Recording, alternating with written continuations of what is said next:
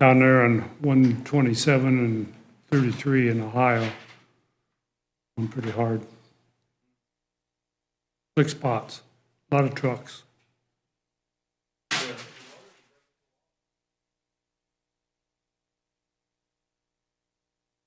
Oh, yeah.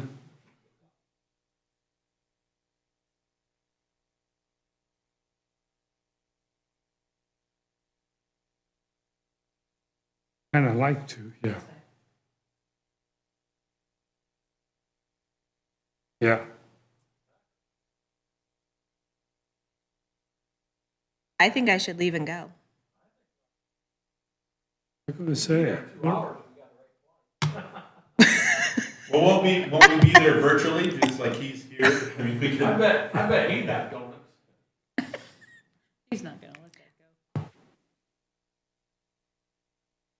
He probably would have donuts.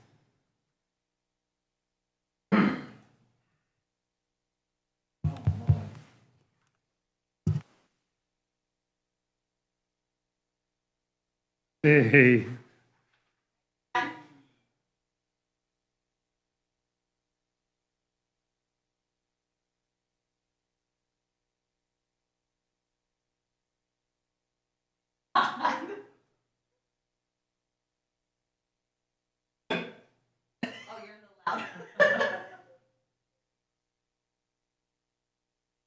All right, you're good. Oh my. All right, we're ready. Sure, a scene Okay. this morning, I'll tell you, see on TV. Good, yourself? This is Monday morning, January 30th, 2023, and I call the Commissioner meeting to order, DeKalb County Commissioners. Morning, Ben. Good morning, guys. What you got for us today? Just a few things, couple of questions. First question I got is regarding our Bridge 132, which is on County Line Road, County Road 72, we've been working on. That's in the design process yet. Still doing some reevaluating of the size of the structure due to the hydraulics. But a question arose last week, how we'd like to proceed with the guardrail, if any. Because you remember, we're eliminating that bridge and going to a small structure. So the current design right now will require a guardrail on both sides because our setbacks of the structure won't be far enough at the current design. So that guardrail cost is $30,000 to put guardrail on both sides. The other option we have would be to extend that box structure additional 15 foot on each side. Then that will get us out of the design for guardrail, and then we can eliminate that. But that total cost will be additional 60,000. So in a grand scheme of things, it'll be an extra 30, because we're going to be stuck doing the guardrail either way. Not either way, if we don't go with longer structure. I think it would be beneficial to move that route to eliminate the guardrail, because that was some of my intent of going to the box structure was to eliminate the guardrail as the bridge identity. Guardrails are a maintenance cost, hard to maintain, mow around, trim around. Whenever there's an accident, we got to replace it. You know, this small structure should last us probably 75 years. Mm-hmm. You know, so I would like to move forward with not replacing the guardrail and extending the box structure. But due to that type of additional cost, I wanted to bring it for you three and get your thoughts and opinions of it. I did reach out to Mitch again this morning for an updated total construction cost on this project, and he was unable to get that to me yet. There's too many variables from changing the box structure sizes and then not knowing what direction we're going to go with the guardrail for sure.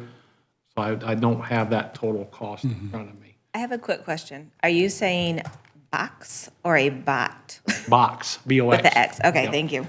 There's too many BO yeah, that's words fine. here. Box and box. But, I mean, them are rough numbers that he gave me for the guardrail and the additional box structure, but I think they're probably a little bit more on the conservative side, so I'm suspecting it would be less than that. I don't know how much, but they're not gonna give me a low number, then us come in way over it. They're just not gonna do that typically.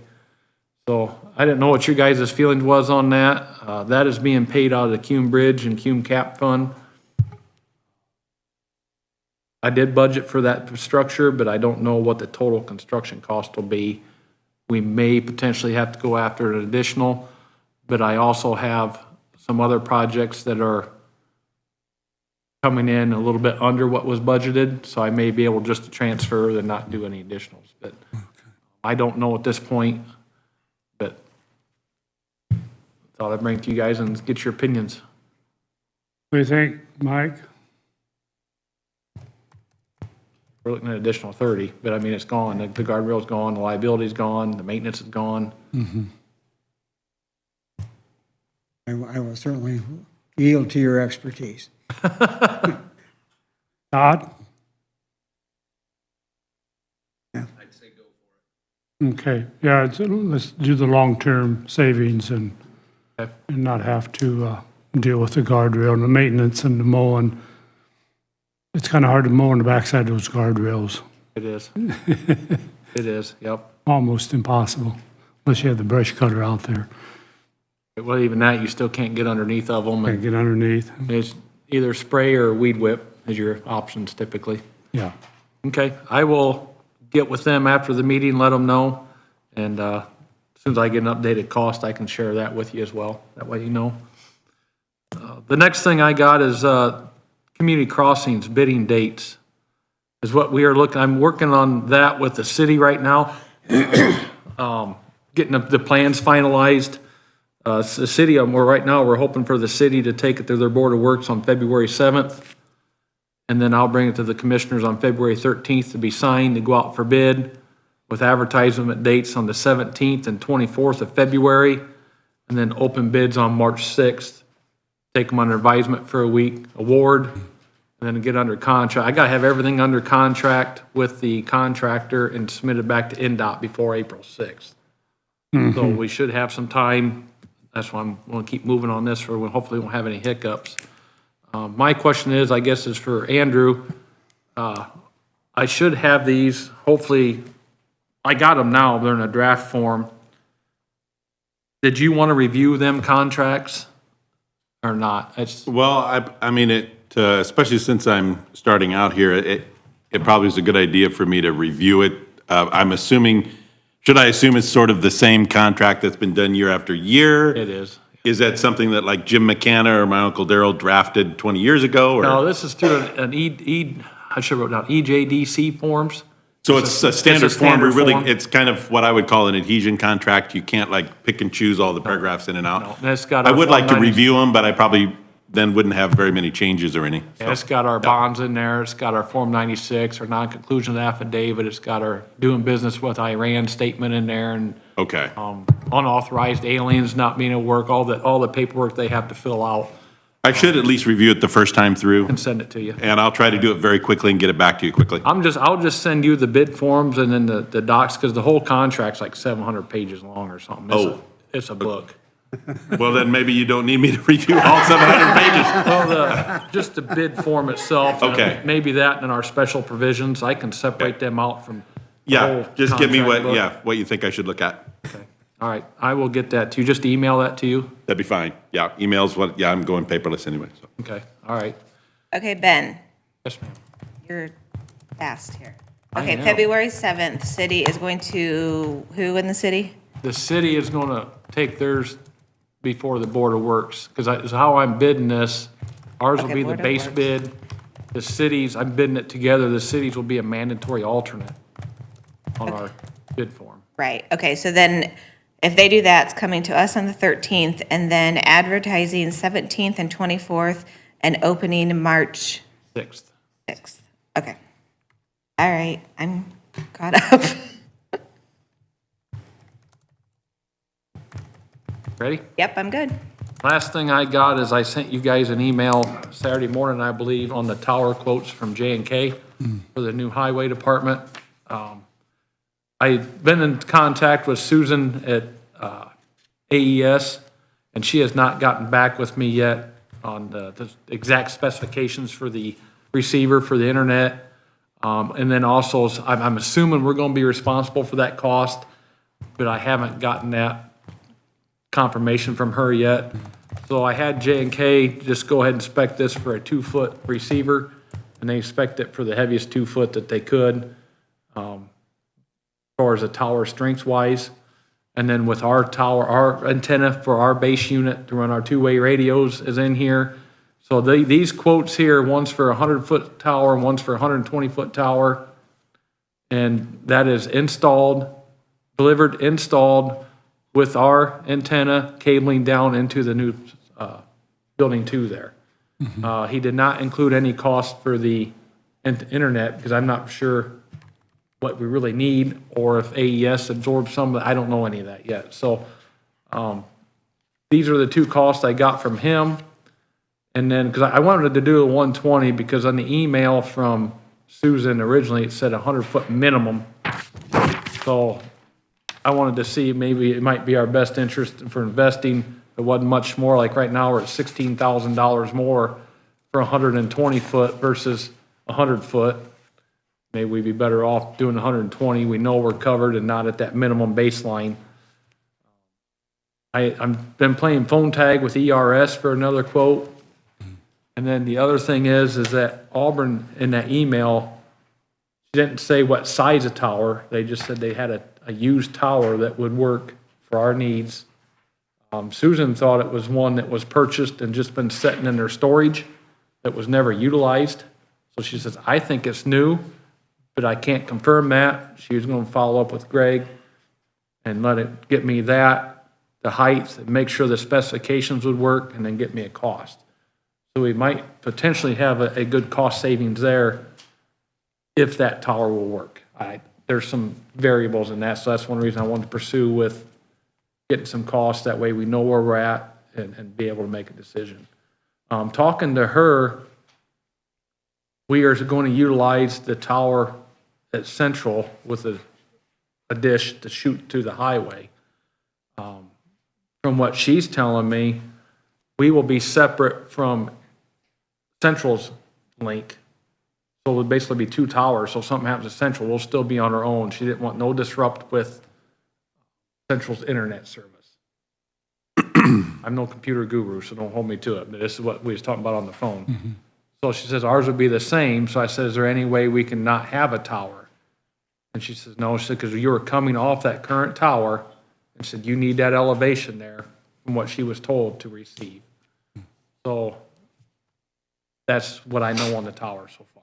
I'll still try to get a quote from ERS. I'll keep moving with that, and I'll wait to hopefully hear back maybe this week from Susan at AES with a cost, and then maybe some specifications. But I talked to Adam at J&K, and he felt confident with this tower and cost, unless we get some extreme tower, a receiver we need. And he said, but I don't foresee that happening.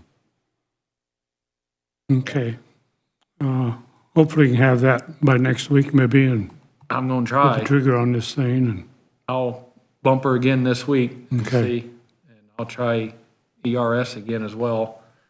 Because I said, we had that original quote from Elevitus. That's been a little while ago. I'd like to update it for the same. See what Auburn's got, if we can save some money, and especially if it was new and just sitting there, that'd be great. right. But I don't know what they have to go through to get approval to sell that, or I don't know any of that. I think so. Comments? Todd?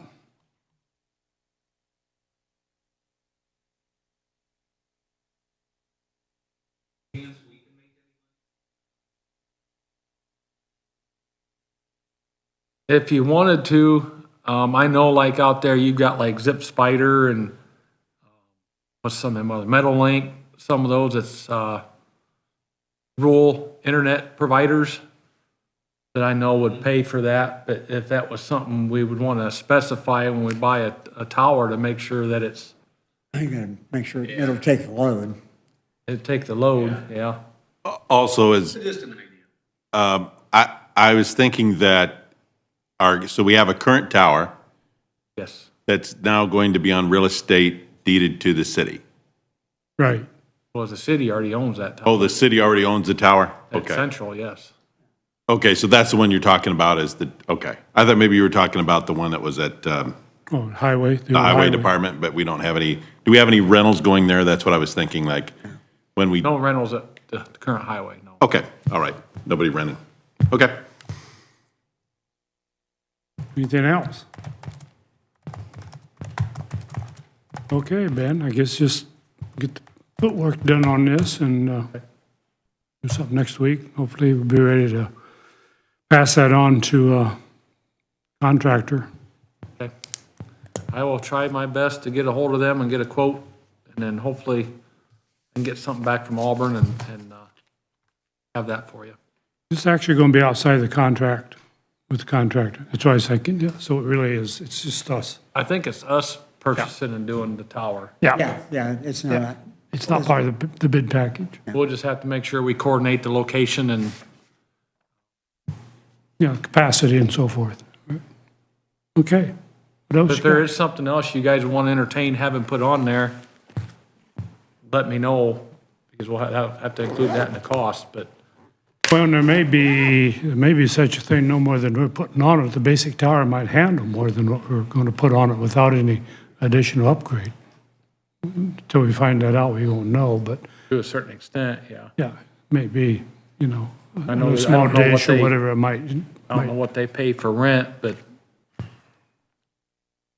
little bit of revenue, Yeah, that's something you guys can decide and let me know. It okay, really makes me no difference. Just so we got something that works. right, there you go. Anything else? I don't have anything else for you guys unless you do. Anything for Ben? Todd? Todd who? Looks like you're working on a suntan down there. Working, but not on He's, Sunday. What was the question, Bill? I did you the working story, Todd, stick to it. It's a good story. Not that we believe it. Did you have anything for Ben? Oh, no, I didn't have anything else for that.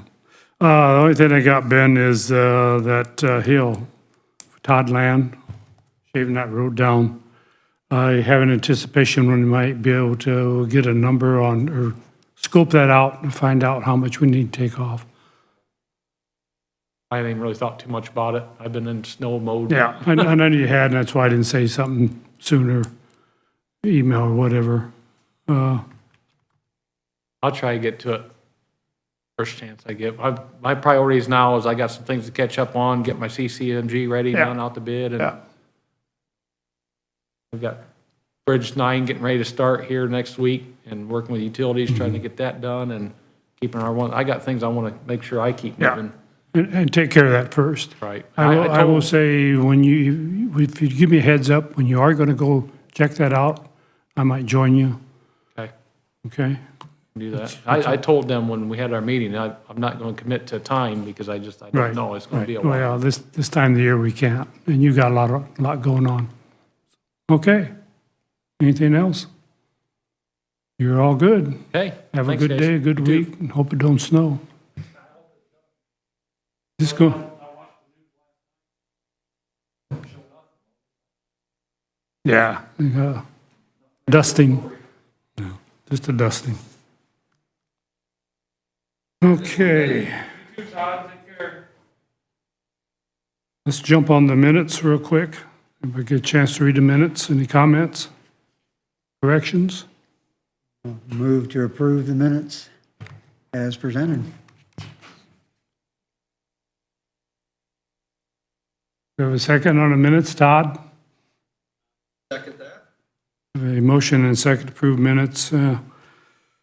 Comments? All those in favor signify by saying aye. Aye, opposed, same. Motion carries. Travel. Any comments on travel? Got one question. The date on yours, Mike, was that, it was dated the 24th, is that right? Submitted? That was the, Could have been, yeah, it was last Tuesday. yes, that was, you weren't asked until late after Monday's meeting, I think. Yeah, Yeah. yeah. I originally thought that the hearing was Wednesday, but then Ben called me and said, nope, I'm wrong, it's Tuesday. Oh, So it was already after the meeting. I see, okay. Motion to approve travel? Second? Motion and second, approved travel. All those in favor signify by saying aye. Aye. Aye, opposed, same. Motion carries. Let's, I see Sandy's here. Let's bring Sandy up before we get into the jail. I just wanted to make one comment. I think that there's a bit of a delay for when Todd speaks, and so it sounded like he was saying aye to objecting to the travel, but I think you were just saying you agreed with the travel. I just wanted to clarify your vote for the record. Thanks, Andrew. There's a delay. It doesn't probably matter on travel because, but it might on another motion later, Right. Good I'll point. slow that up a little bit. All right. Give him more of a chance. just for the video delay. Fancy. Hey, Sandy, make sure you turn your mic on and pull it up as close to you. It's, Yeah. yeah, if you're too far away, none of them will. Pick up, okay.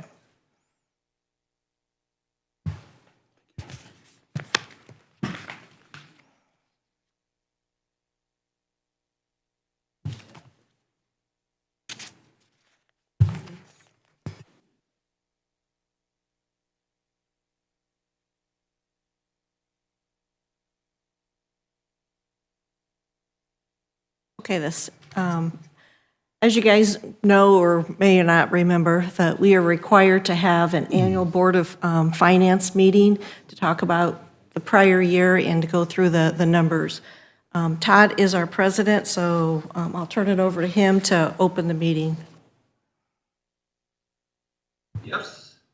So here we are, January 30th, 2023, and I call to open the 2022 Board of Finance meeting.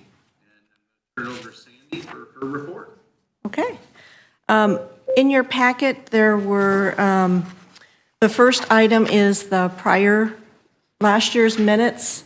I don't know, I did not get this out to you guys ahead of time. I apologize for that. I was out till late last week. But I think you received these shortly after last year's minutes. If you want to take a few minutes to kind of review them, to see if there's anything that you agree or disagree on.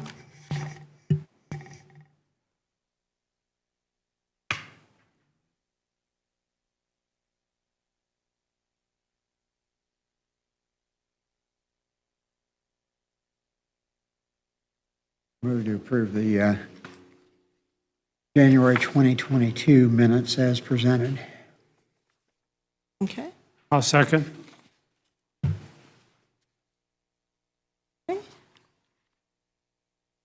Was I supposed to call? Yes, yes. Step in here, I Todd. was reading the minutes, so I called for a motion, which I believe Bill did, and then Mike second, correct? Other way Other way around. around. Other way around, okay. And call for a vote to approve minutes. Those approving, say aye. Aye. Those against, same. Okay, the next item is our investment policy. I worked on this and scrubbed this quite a little bit. Our previous investment policy was pretty limited in regards to how we can earn interest. For this year, what I'd like to do, since the Please, Sandy, I think we need to do the officers first. Oh, I'm sorry, I skipped right over that. Yes, thank you. Sorry. Here's my agenda. Okay, Todd, I'll turn that over to you for election of officers. Thanks. Thanks, Susan. Okay, so we have to, this is a yearly thing, correct, that we have to appoint officers? Yes. Yeah, nominate Todd Yes. Sanderson for president. Okay. I We second. have a nomination. We have a nomination and a second. Do we have any other nominations? Are you good? None? Here, my question, are you guys wanting to just retain the current as is? Is that what we're doing?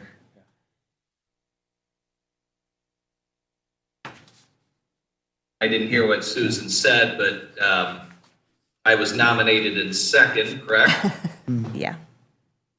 So I would, if hearing none, I'd take a vote to approve. All those in favor, say aye.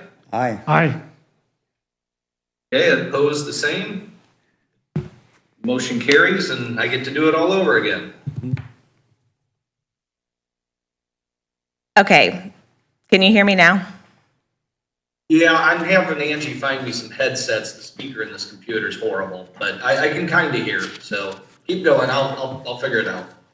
Okay, my question was if you were retaining the same slate of officers, so you as president, Watson as vice president, and Sandy as the secretary.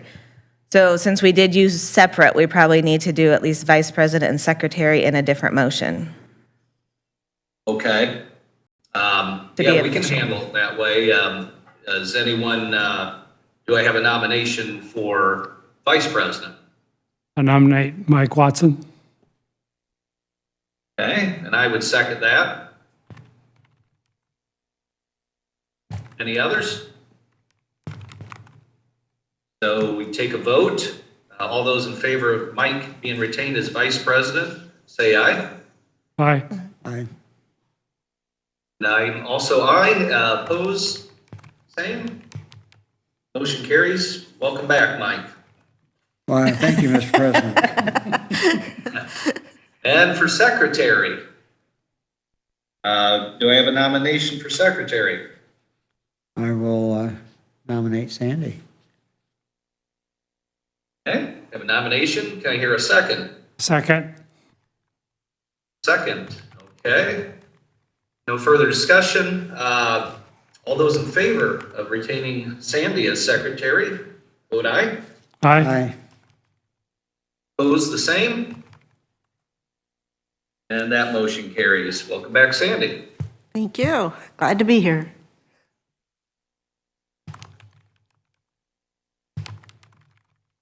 Okay, what's next? Back to that investment policy. Yep, we're back to the investment policy. Okay, On the investment policy, as I was saying, that I was wanting to expand the policy itself to open it up to other opportunities to invest. Right now, most of our interest either comes from our bank account or our CD interest. I'm working with a firm out of Indianapolis, the broker's out of Indianapolis. His firm itself is in Minneapolis, but they invest in other government securities that we're allowed to invest with, but my investment policy needs to state that. No investment would be at a term more than 2 years, and the only thing I'm allowed to invest in would be government-backed securities, government-backed bonds. And there's a big opportunity out there to get, right now we're getting about 4% on our accounts, which is much better than it had been this time last year. But I know there's an opportunity to get more. And I may buy the bonds, the government bonds, at a discount or maybe even at a premium. But, it's an entirely different investment opportunity that I'd like to tiptoe in. And then I know that the interest rates are not going to stay where they're at. Federal Reserve's going to get the inflation under control, then they're going to start backing them off. My goal is to get out there. We're probably close to sometime within this year, we're going to hit the peak. But I want to be there, get our investments laddered so that we can ride that tide at least for between 18 months and the next 2 years, so that, we can, as they go down, we'll be on that gradual downslide. But, it's a investment strategy that you have to put in place, and I've been working on that. But I need, for the most part, where the major change is in Section 7, permissible investments and deposits. I added a section in there that I'm able to invest in funds held by backed by the Federal Reserve or backed by federal agencies. So I'll give you a few minutes to kind of look over that policy since it is new, that piece of it. And then I do need, an approval, and then each of you will need to sign off on the policy since it is, we do that every year. You said that you added, I'm doing my minutes, so funds that are backed by the Federal Reserve and what? Federal government agencies, Thank you. yes. And it's really more into the bond market is where I want to go. Are you wanting to go into like the 1 year and 2 year bonds? Yes. And how far can you go out? Well, you certainly can't go into like the 10 and 30 year markets, correct? No, I'm only allowed to, through this board, nothing more than 2 years. So it would probably be 1 year, 18 months, 24 months. If I wanted to go, I can go up to 5 years if I had permission from the council. But I don't see the need for that at this point. I agree. So Yeah, 2 years. I'm with you. I think we're going to be able to really grab some good interest, 12 through an 18-month period. Yep. And then I think we're going to see a knee-jerk reaction back close to zero after they figure out that they've crashed the economy. So, but I think we can make some good bank here in the next 18 months. Yep, absolutely. And I'm looking more at non-callable bonds is what I'm looking at. Yes. Maybe some callable, but I'd prefer non-callable. And those all have, right now they're paying somewhere 7-8%. So if we can grab that for the next 2 years, as long as it's out there, that's my goal. Great, great. Yep, That'd make a big increase looking at our reserves. Yeah. absolutely, yes. Big money. Yep. And you'll see even just the short term, not having this in place where we're at, we really increased our interest this year. Great.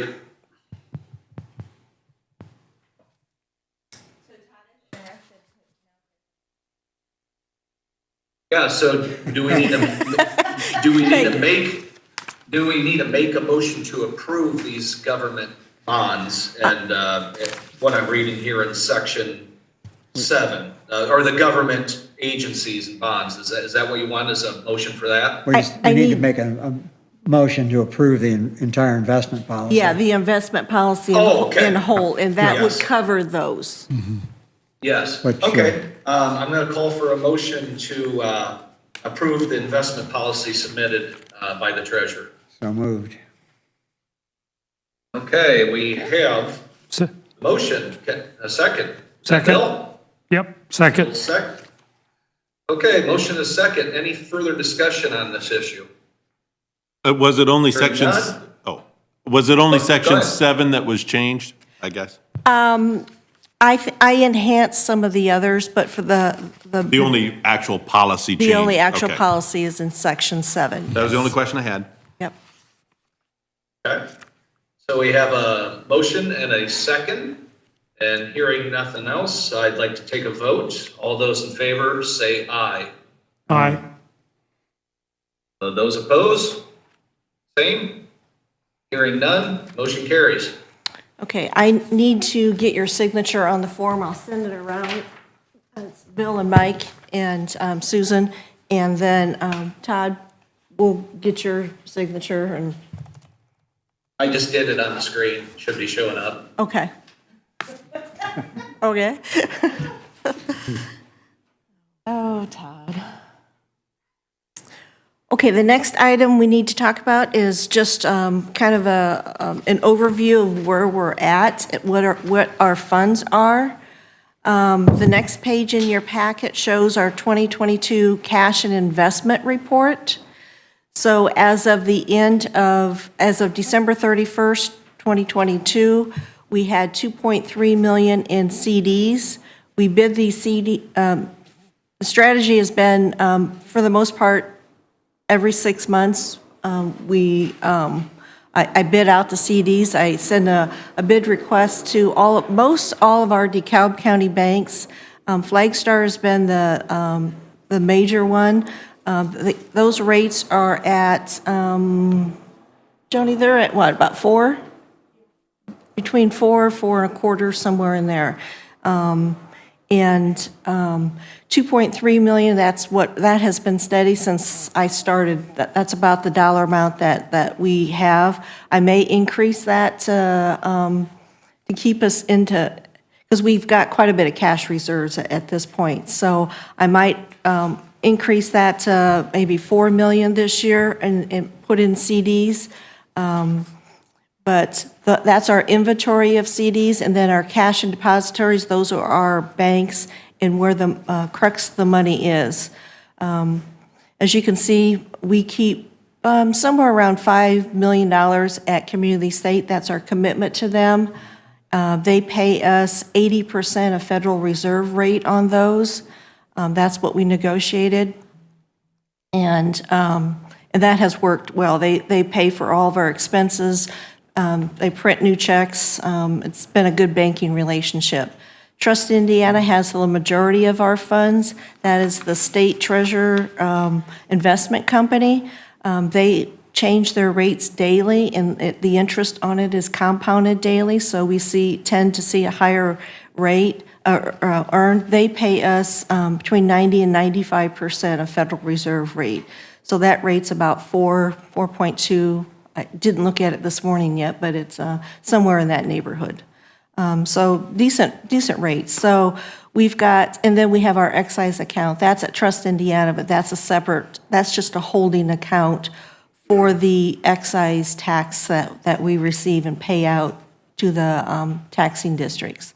So as of December 31st, we have 2.3 million in CDs, 54,559,000 in actual cash at our bank, and then the holding account of 701,000. So we have $57,561, $50.38 in our cash bank. Oh, that's that report. Sandy? How much will you anticipate investing in this new investment strategy? Well, somewhere between 12, I'm thinking $1 million a month. That way I ladder it out. And if I see that that's too aggressive based upon our cash needs, I can easily adjust. I mean, every morning I come in, I look at our bank accounts, I make sure, see where we're at with our interest rates, so I actively manage them. But in my mind, it's somewhere around 12 million, if I take $1 million a month and stagger it. That seems reasonable, I guess. Yeah. In my mind, anyway. Yeah. I just don't want to be too aggressive if we come into, because I know that there's $8 million in ARPA money in there that we're going to be spending Right. in the next few years, so, yep. Any questions on that page? No, ma'am, I don't. Okay. Last year, I just had a little bit in the minutes about Star Bank.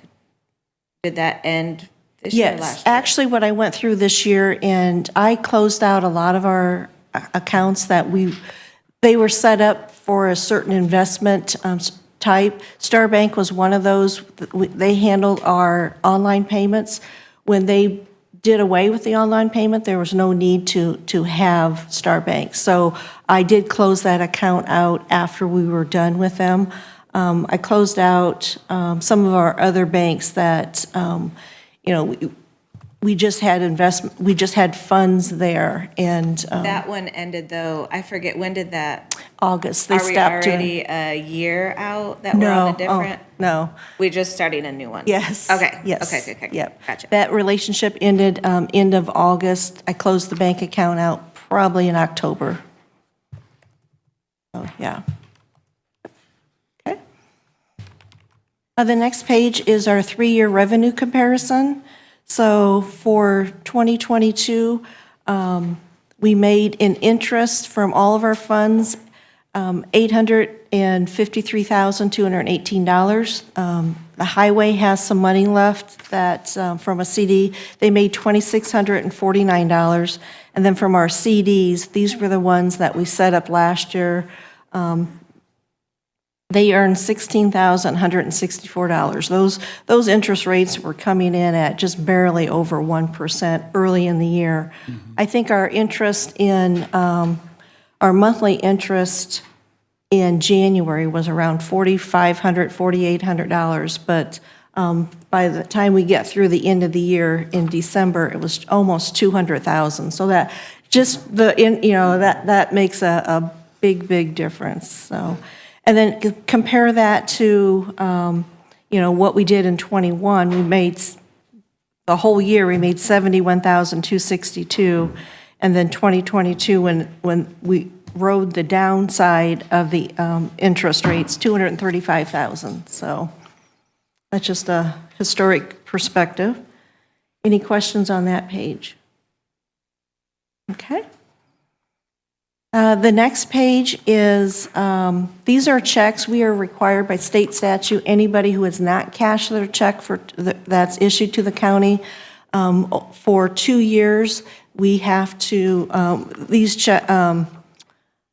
we take these checks and they go back into county general or back into the source of where the money came from. So the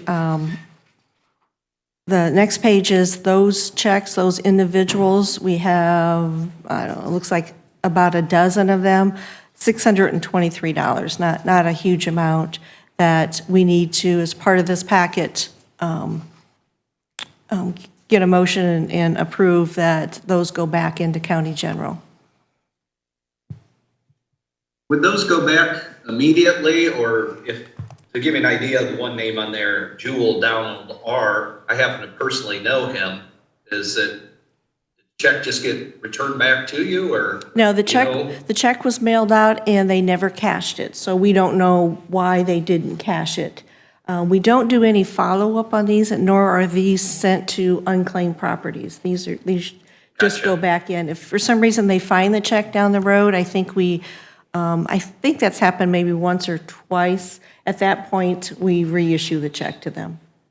But the check Gotcha. is still Okay, thank you. dated. There's no way they can cash those checks. Gotcha, thank you. Okay. And then the next page is, Okay, wait, Need a motion? we need a motion. oh, I'll move that we. What do we, Move that we go ahead. return the uncashed checks in the amount of $623.86 to county general. I'll second. Okay, we got a motion second. Any further discussion? Hearing none, take a vote. All those in favor, say aye. Aye. Opposed, the same. Motion carries. okay.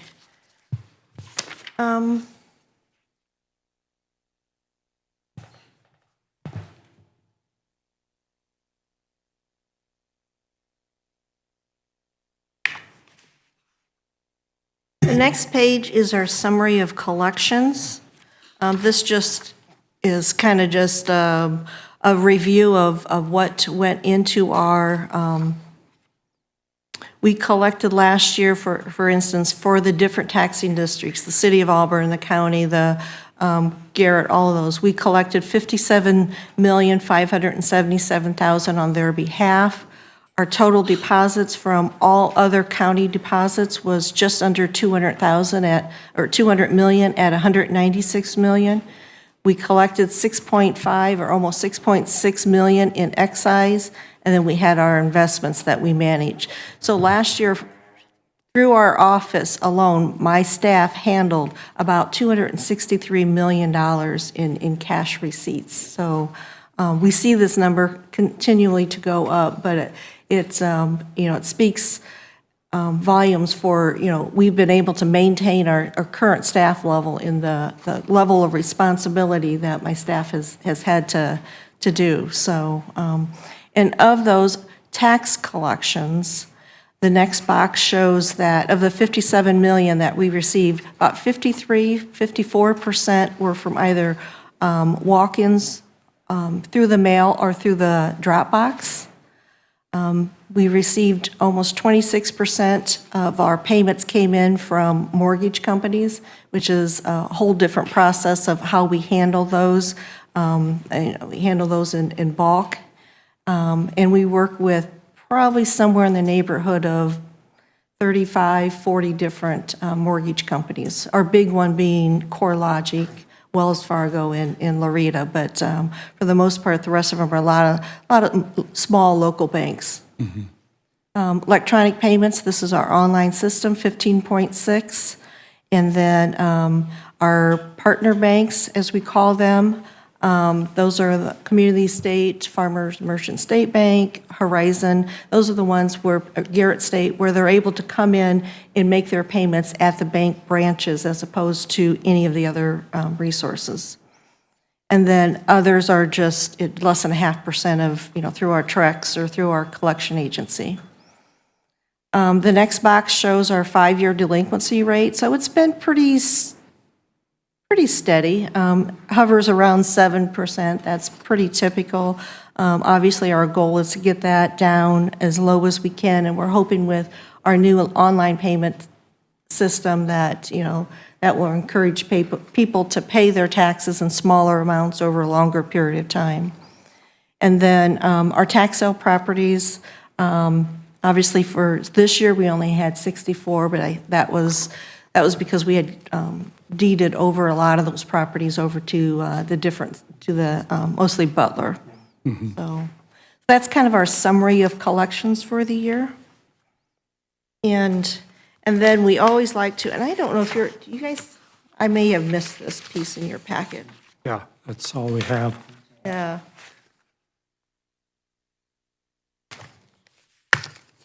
I was going to ask Sandy, can't you figure out a way to keep a little bit more of that $263 million for the Keep county? it so it's here, yeah. Yeah, just skim a little off the top. Well, for us. we've talked about a slush fund in our office, but we haven't been able to figure that one out, nor do we want to even go on record, but. A little tough to slide that by SBOA. Yeah, no kidding, yes. So. I think the county attorney would like to opine on that one. Well, I was keeping my mouth shut for a little while there, but slush funds are not normally approved, I don't think. Well, I think you have to disclose it, so. Okay, well, it's been disclosed, I guess. It's out there. I'm not signing anything on it. You need another one? No, we're good. Okay, okay. So this next sheet, this is just kind of they have in the month of January, you have the State of the Union, the State of the State, the State of the County, the State whatever. This is the state of the Treasurer's Department. So we look back every year. We like to, my staff and I, we brainstorm, what did we get done in 2022? And then what do we want to achieve in 2023? So it's always kind of fun to do this sheet. So for 2022, our achievements were we implemented the LAO tax information, which was the previous PADI system. We took that back online after LAO improved it. So that was quite a little feat and a project that we worked with, and we continue to try to enhance that. And LAO was very open to suggestions, and so that's been very successful. Beacon works great, but it's not a property tax system, where this certainly is. And from our website, they're able to go directly into that and print their own tax bill and look at their pieces of it. We worked really, really hard on this next one, online tax payment. We knew somewhere in mid-year that Star Bank wasn't going to do the online payment system. We started down the path of we looked at all of our vendors, chose a vendor, started down that path, and then realized it wasn't what they sold wasn't what we wanted. I came back to you guys. We signed a new contract with Invoice Cloud, and my staff has been working really hard. We've got a test environment. They've went back and forth with the resource. They've spent hours and hours of working on this, and we are scheduled to go live February 1st. Wednesday with this system, and we'll do a rollout to our previous spring fall people who paid it for them to get signed up, and then work with our previous ones that would pay it on a monthly basis, work with them to get them signed up, and then we're going to really hit it hard in market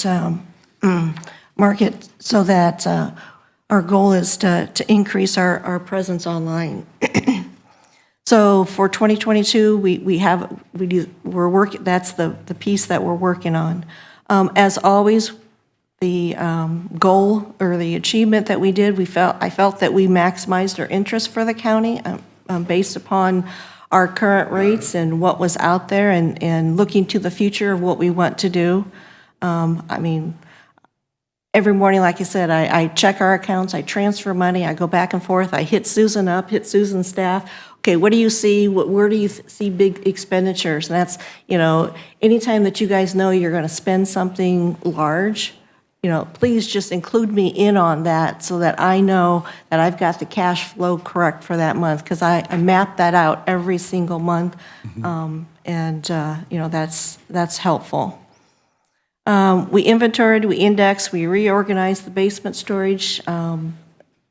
That was a big issue. We had a lot of files down there. We've maximized them. We've redid the entire process. And our area is nice and neat and organized and set up downstairs. We know exactly what we're doing each year. We streamlined our delinquent government employee process. That's always a very cumbersome process. We've worked on that to update that piece of it. My first deputy, she completed the Professional Development Leadership Academy that is offered through AIC, and she found that very helpful, very good. And that is? That's Joni Humberger, yes. Hi, Yep. Joni. Yep.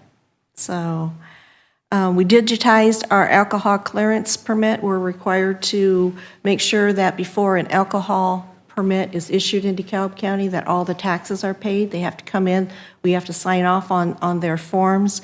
And it's hard to, when somebody's standing in front of you when they've got multiple parcels, because it goes down to, if it's a business, we also have to make sure their personal taxes are paid. So, that's quite a little process. So we've streamlined that to make that more efficient.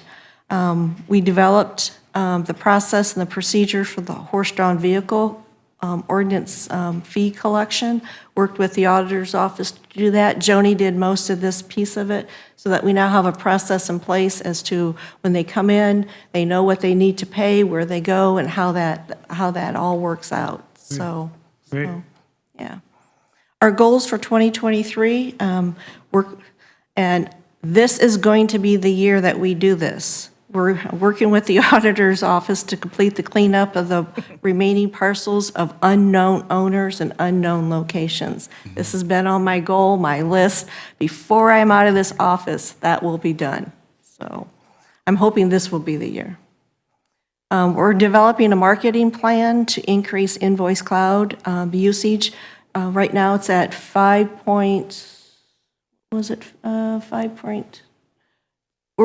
the plan is to get that up so that we increase the Invoice Cloud usage out there, so that when they come in, they're able to go online and pay those processes, those bills. It's so much easier for them. It's easier for us.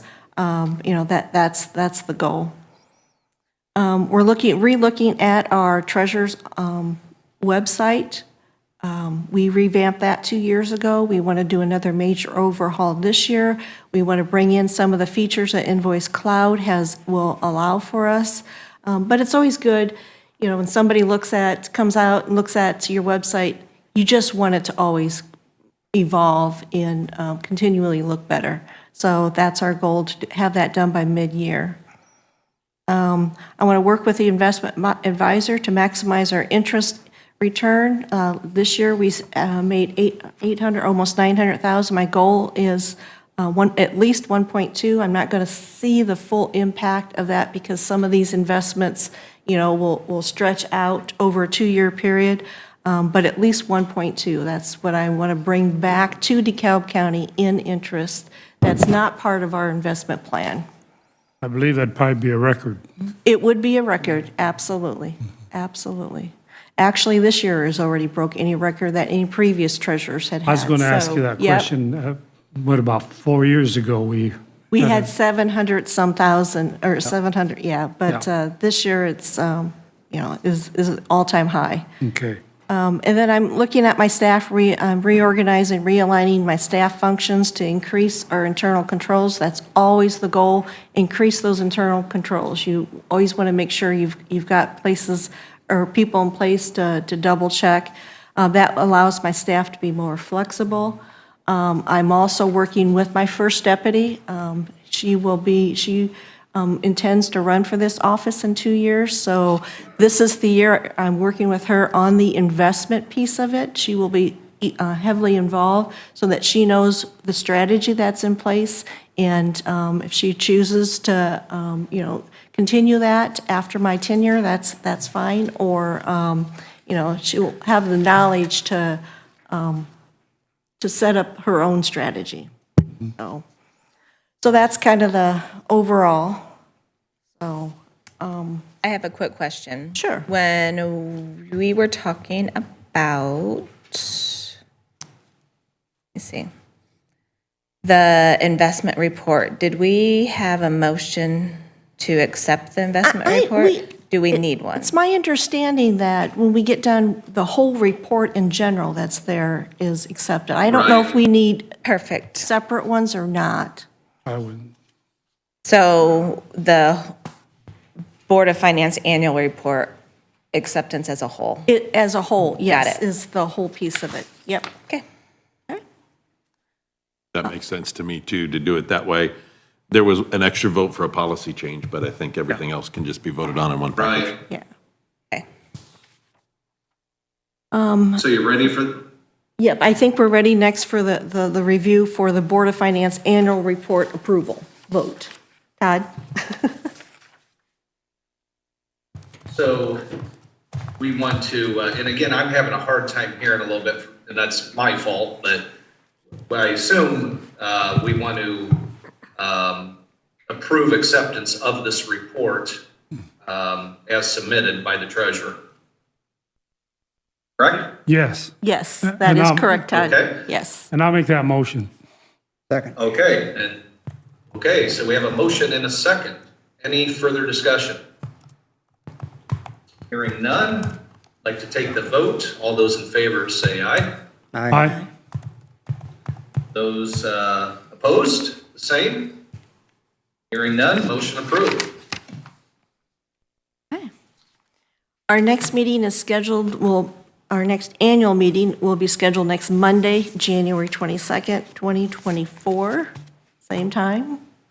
I'll have very similar reports, and then I'll be able to let you know how our new strategy has worked. It's worked. Very Yeah. good. Yep. Looking forward to it. Yeah, me too. I'll give you that back. Okay. Okay, is there any further discussion about the finance? Hearing none, I would go ahead and close out the meeting and return to the commissioners' meeting. Thank Are you. one of you going to motion to adjourn it? Oh, yeah, I suppose we ought to have a motion adjourned, so So moved. I would hear, so moved by Mike, and do I hear a second? Second. All right, got a motion and a second. All those in favor say aye. Aye. Aye. Aye. Opposed the same. Motion carries. Thank you.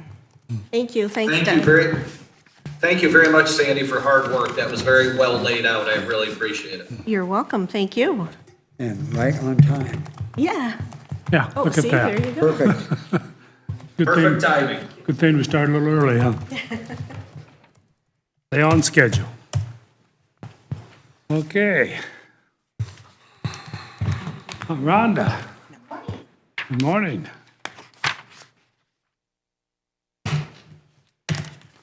Travis.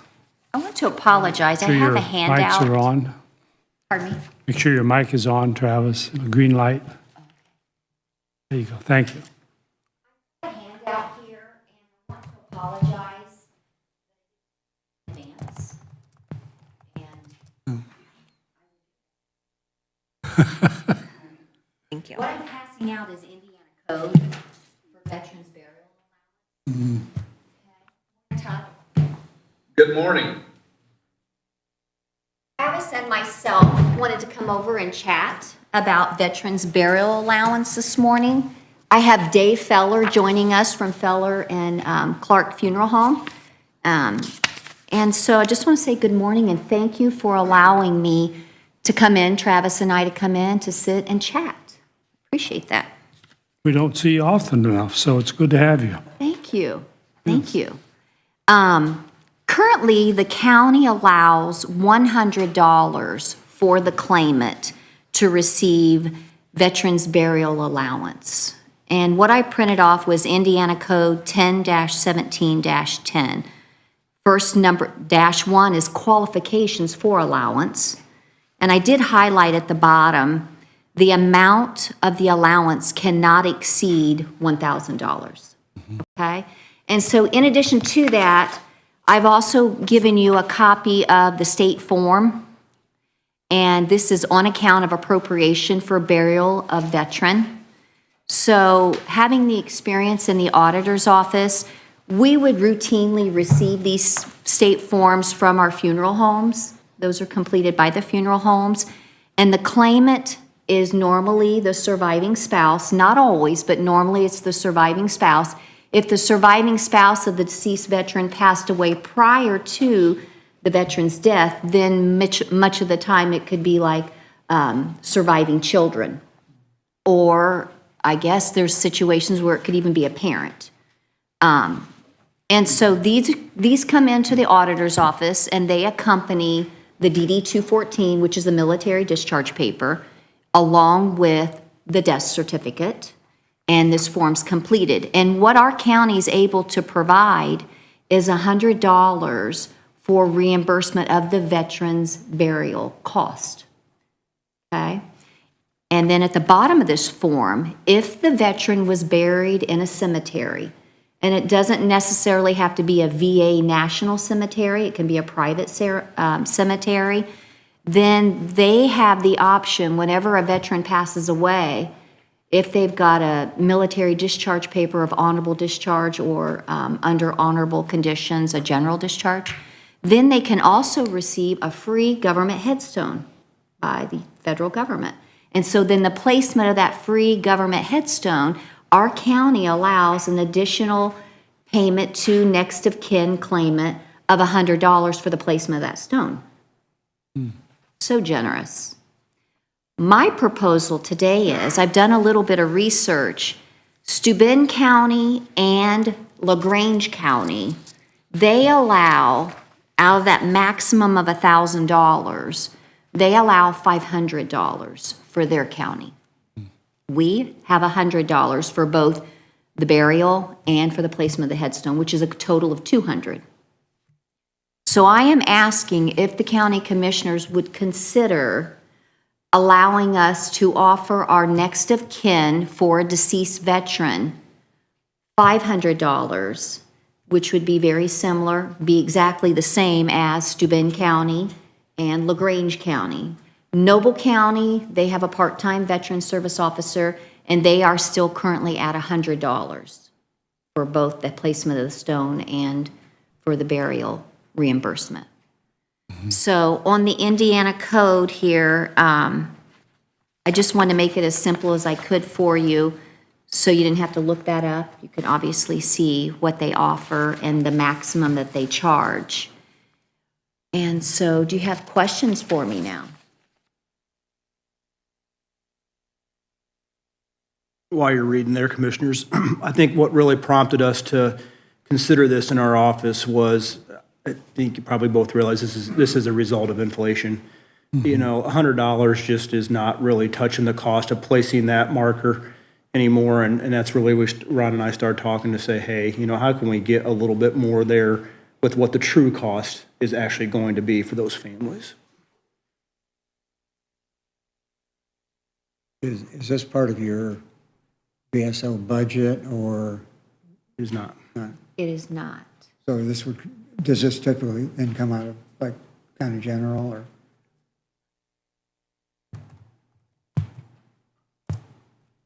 There's another side of this too, from the federal side, that Ron and I both agree. We don't know when the federal benefit was last changed or modified, but generally speaking, most of our next of kin will receive between $1,100 and $2,000 from the feds for the cost of the funeral expenses, depending on whether the vet passed away from a service-connected condition or not. But again, and this is one of the reasons we had Mr. Feller come in today, when you look at even a simple service with maybe basic cremation or any of that, if they get the full $2,000, it's not even really coming close to touching what the true cost of that service is. And I don't think Ron and I would profess that we're proposing that 100% be covered, but certainly we will be working through the federal side, through our congressional office, to see if there's any proposals on the federal side about increasing the federal benefit as well. We have not done that yet, but I've spoken with our liaison at Congressman Banks' office to kind of start that conversation as well. Okay. That federal assistance on the marker, the grave marker, is that an actual marker, is that a plaque? That is assistance for burial cost only from the federal side. Okay. And so when it's a service-connected death, that means that veteran died from one of his service-connected disabilities that he's being compensated for. That is a flat amount of $2,000 that the family or next of kin would receive. And that's if that next of kin contributed to the payment of the funeral. Okay. Then if it's not a service-connected death, we call that a non-service-connected death, then the family, it's the amount that they get from the federal side is anywhere between $300 up to $1,100. Sure. And with that, it's all contingent on the funeral home invoice. So that's how they make that determination on how much they'll receive back for a non-service connected death. So it's a reimbursement? Correct. Okay. Correct. I misunderstood that. And so many times, families and next of kin, they don't even realize they can qualify for this benefit, you know? So they're not tapping into this savings at all. So you're saying that if we did 500, we receive that back? No, this goes to the next of kin. I just wanted to make sure we were all on the Yeah. same page. Boy, that'd be nice, right? If something did come back. Just clarifying. That's open up from 100 to the 500 that we would. That is actually in your guys' budget.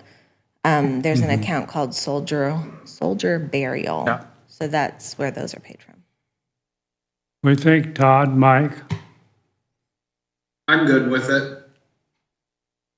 Just to clarify, so there's $100 for monument placement, and there's $100 currently from the county for other costs.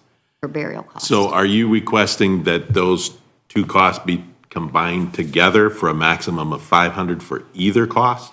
What I'm Or what are you proposing for those two accounts? What I'm requesting is $500 for reimbursement of next of kin for burial cost. Okay. What I do know is a bronze niche, brass marker. Those are the most common types of headstones that are on the back of an existing headstone. And so the placement of a bronze niche is $165. I verified that with Ace Monument. And then in addition to that, the next of kin has some other options for headstone. And one's an upright marble. And so I don't know what they charge for an upright marble. The odds of doing application for an upright marble, Dave, when we do an upright marble, that doesn't come around real often, does it? Very rarely. Very rarely. Arlington, Mm-hmm. the National Cemetery. Yeah. Here, most of the cemeteries. Once we get the 2-foot marble.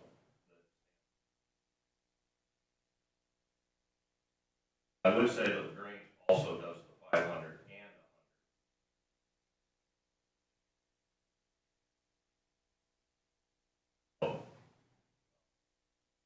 Okay, so Rhonda, you're wanting 500 for reimbursement for next of kin and keep the 100 for, The placement of the headstone. That would be correct. That would be correct. A total of 600. Correct. got it, okay. Yes. Comments, Mike? I'm okay with that. Motion?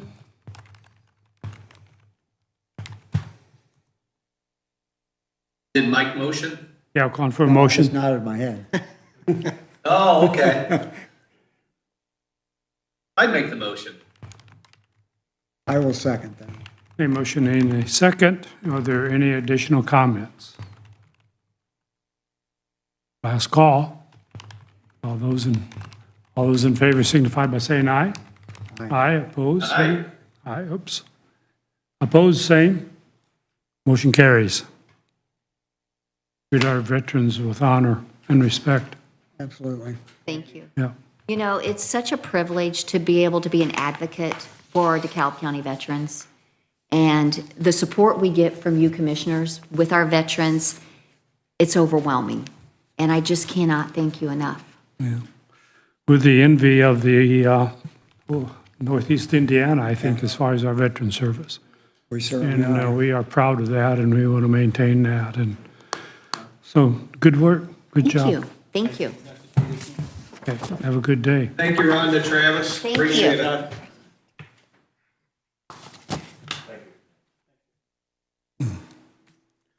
Okay, moving on.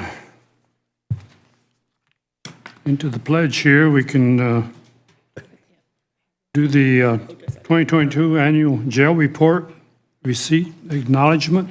Yeah, I'll move to acknowledge receipt of the 2022 jail report.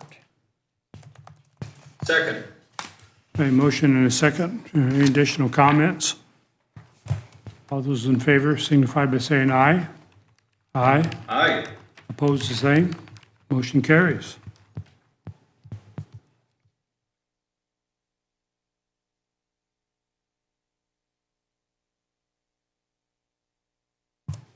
I have a couple things if you want me to do. Sure. Okay, so the first thing, I just wanted to make sure you all saw the recorder's email on her replacements of her computers that are gonna happen. It was just kind of FYI, she sent it to all of us that she needed to update a portion of their computers because they need to accommodate the new Windows update coming.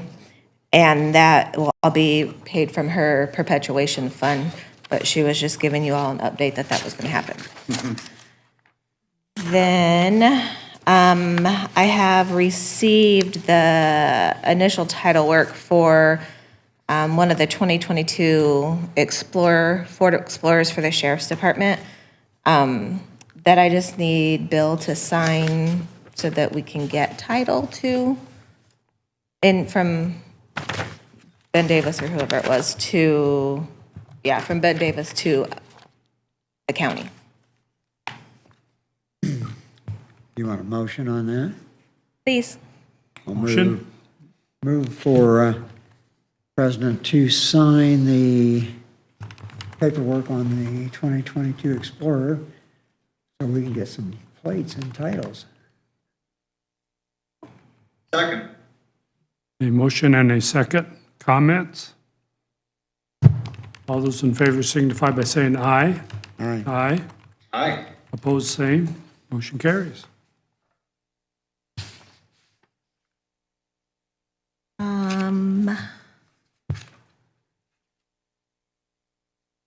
All I have.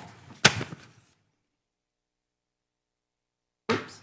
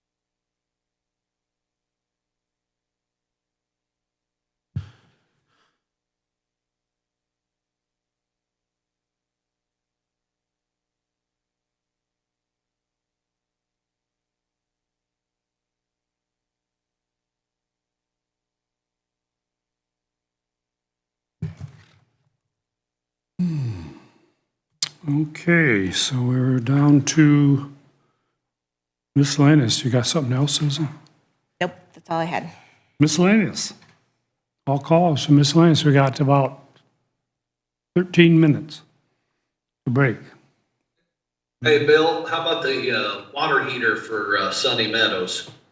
Yes, that was on my list also. I see you sent me a text for was it a 75 gallon or a 100 gallon? I can't remember. That was a 100-gallon from Menards, Yeah, 75,000 BTU for right at $1,800. It would be, right. it'd be a little more than the two separate 50s, but the installation would be less. 'Cause I of that agree factor. 100%. I like that idea if you think it's enough BTUs, if they're conservative with their water. I think that would suffice, Bill. Do you? Well, and we could always Yeah. check those shower heads and make sure they're 2.5 gallon and not 5 or 6 gallon or something crazy like that. It's going to be, Yeah, 75,000 BTU is going to be a pretty slow recovery if you've got, yes. even if you got half the people taking a shower at the same time. There's 22 people Yeah. out there now.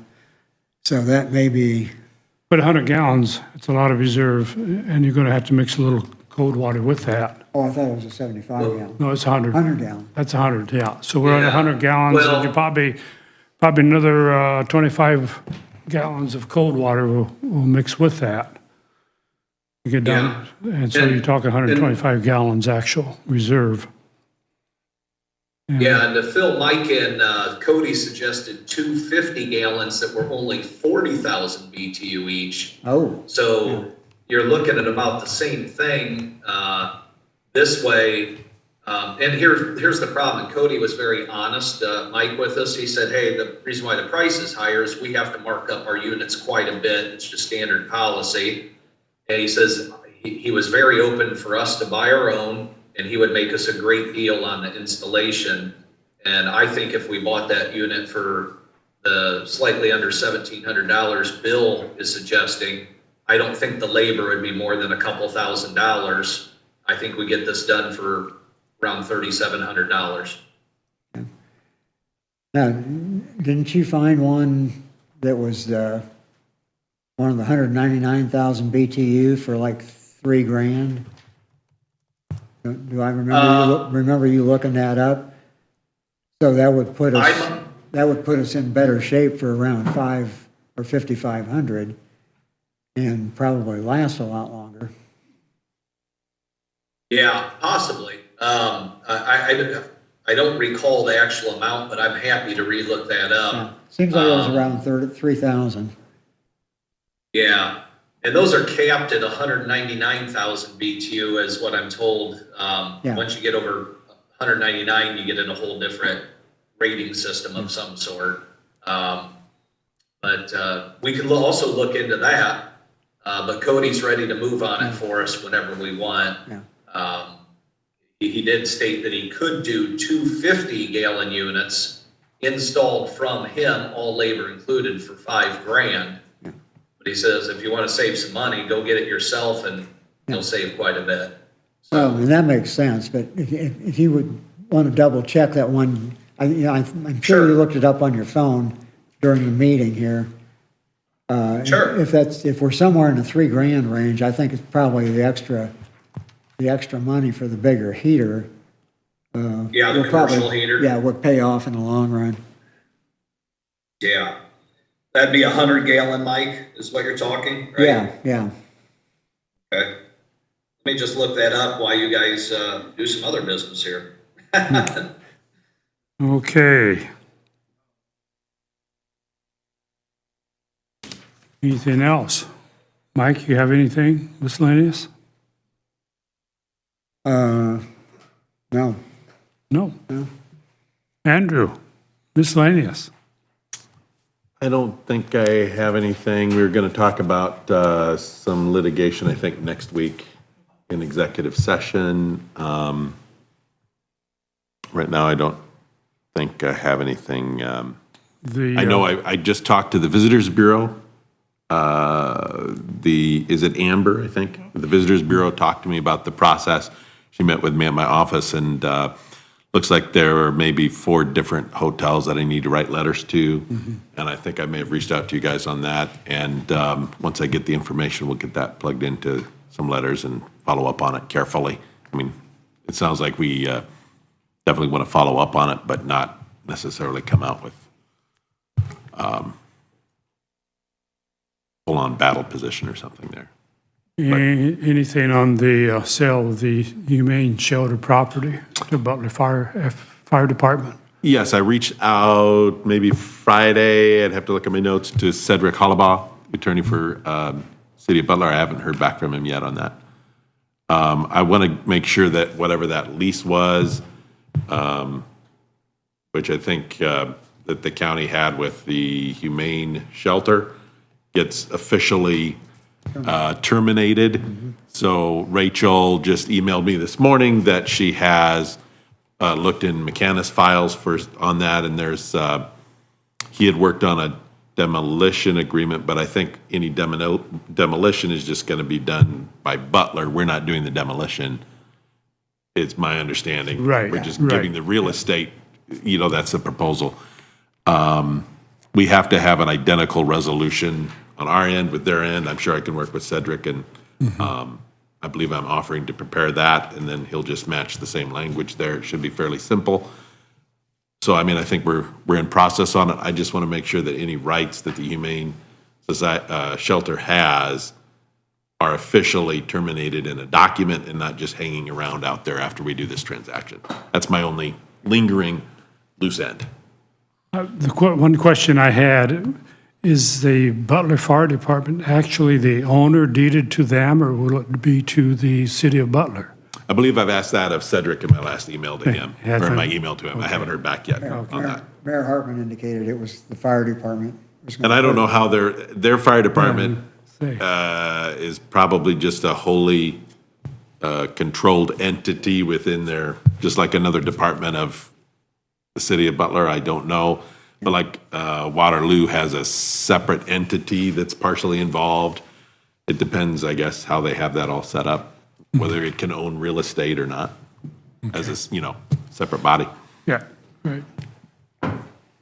And so I'll just prepare the deed for whoever, if it gets approved by both bodies, then, I would just prepare the deed to whichever entity they want me to have it to, and it doesn't matter really on our end, whether it's Right, their fire right. department or the city of Butler itself. Just so have the right name on it, that's the That's main right, we thing. want to make sure it has the right name. Every time we do a real estate deal, you want to make sure it has the right name. Yes, yes. We don't want it back. No, no. Anything else? Todd, you have anything from sunny Florida? No, should we pull Mike, the mayor, into a meeting and just say, hey, Mike, let's write down exactly how you want this title? We go back and forth on emails and we don't seem to get an answer, so should we have him in a commissioners meeting and just approve it right then? Would that make sense? From the legal standpoint, I mean, it doesn't matter. I mean, if you guys want to do that, I'm fine with that. Cedric should have all that. They've already done the Okay. negotiation with the Humane Shelter Board, so Cedric should Yeah, have all right. that handled. I'll just shoot out another email this morning to Cedric, just to let him know, hey, this is coming up for a discussion, it's come up here at the county commissioners meeting, and we need to know as soon as possible. Yeah, because we'll get it. Okay. We'll get it passed, okayed, and move on. Yep. They can do what they Yeah. want to do with it. Yeah, Yeah. Seems like we're just waiting for a name to fill in so you can type up the deed. That's the way I see it, so. and the And we check. got to get the No. joint resolution approved by both entities Right. too, Right. so. Do but we it- have to yeah. have a public hearing or anything with it being county property? I don't know about a public hearing. If we don't, that's fine. I just want to make sure we cover everything. No, there wouldn't be. I don't think Now, so. it's going to a government entity and it's under 50,000. We can do what we want with it. But you can't really make an agreement until until it's voted on in a public meeting, obviously. And, Okay. Right. Public yeah, meeting. and it has to be an identical, it's like an interlocal agreement, and has to be identical agreement adopted by both as a resolution, I believe, instead of an ordinance. I think that one they actually call a resolution, though that doesn't really matter too much.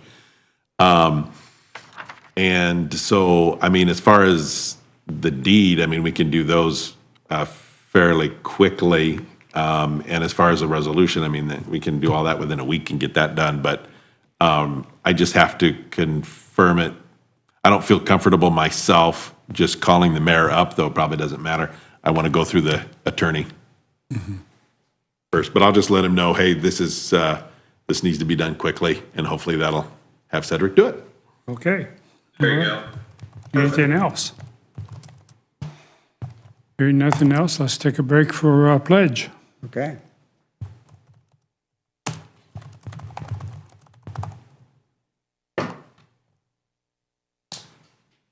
Mic's off, by the way.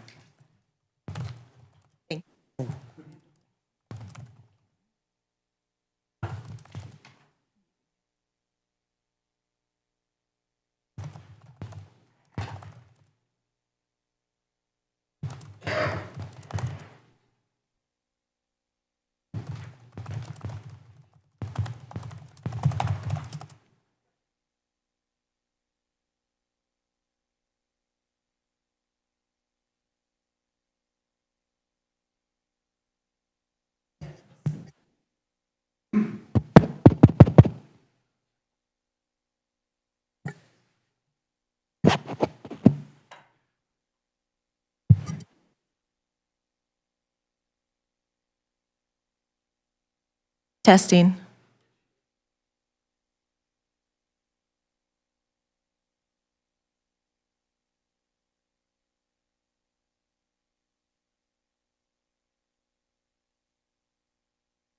Leave it there for now.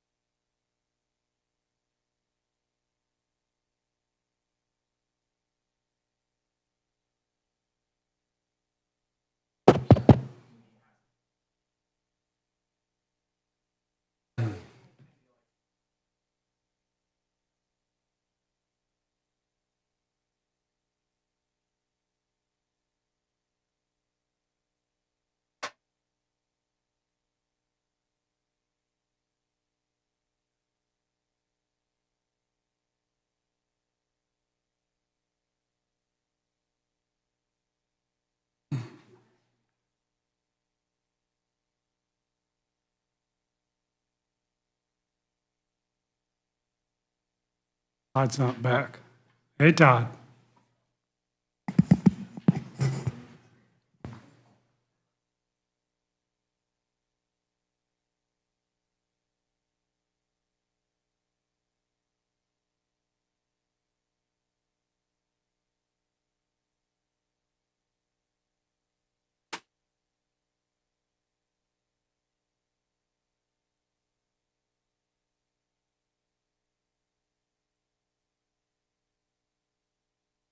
Guess I should have let him know we might start a little early.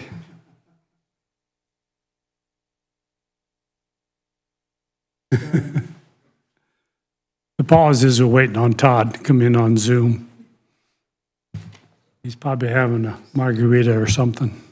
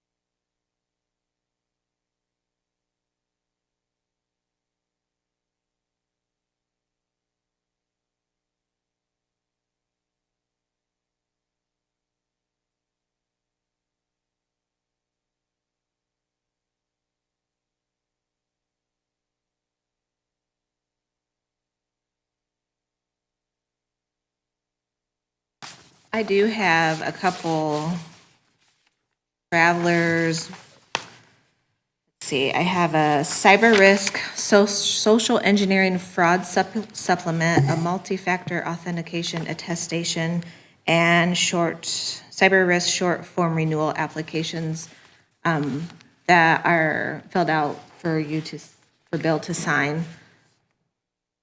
I don't remember if we made a motion on these last year or not. I just know that Bill signed them. I don't remember.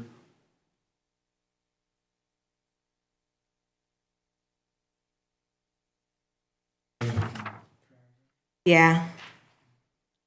We probably should. We can do that without Todd. Yeah.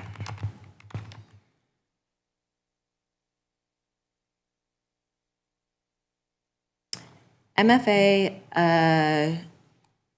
cyber risk short form, just the renewal for cyber, and then a social engineering fraud.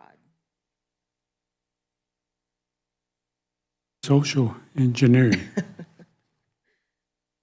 Yeah.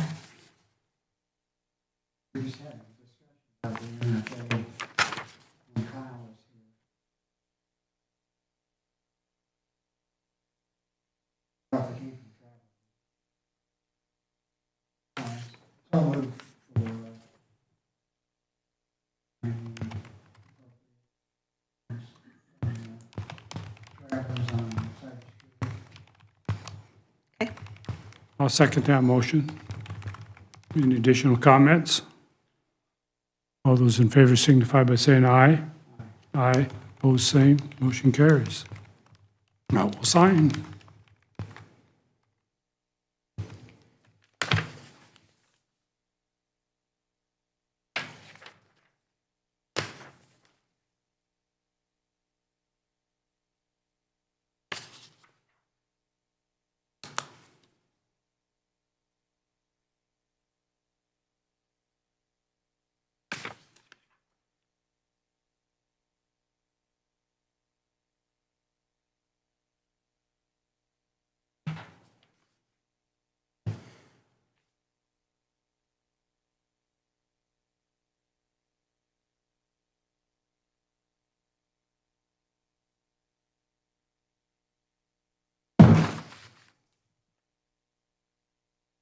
Do you know, Todd?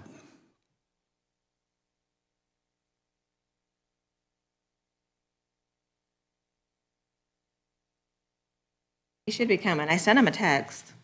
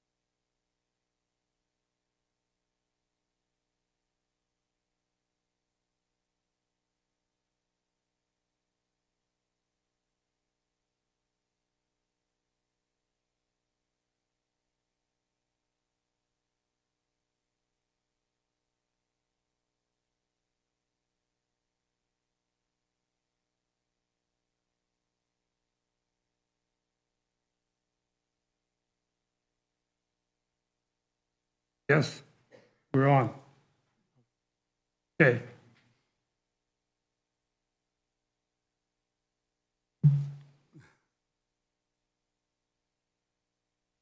All right.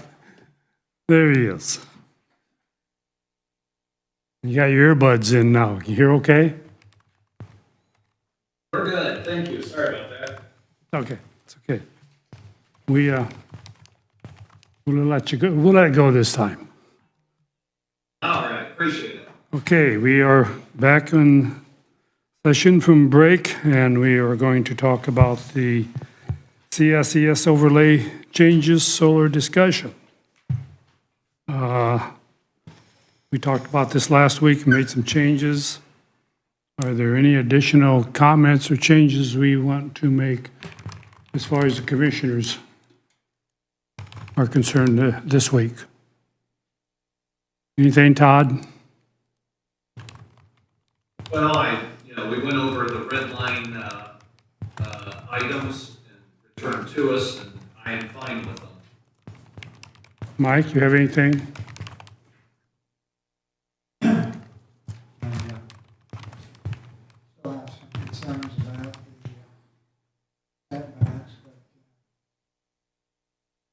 but can run this through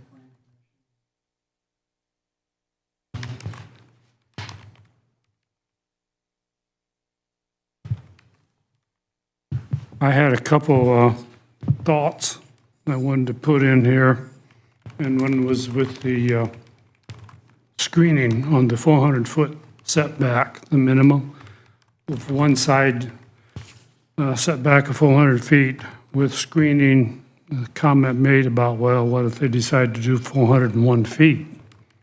And does that eliminate the screening?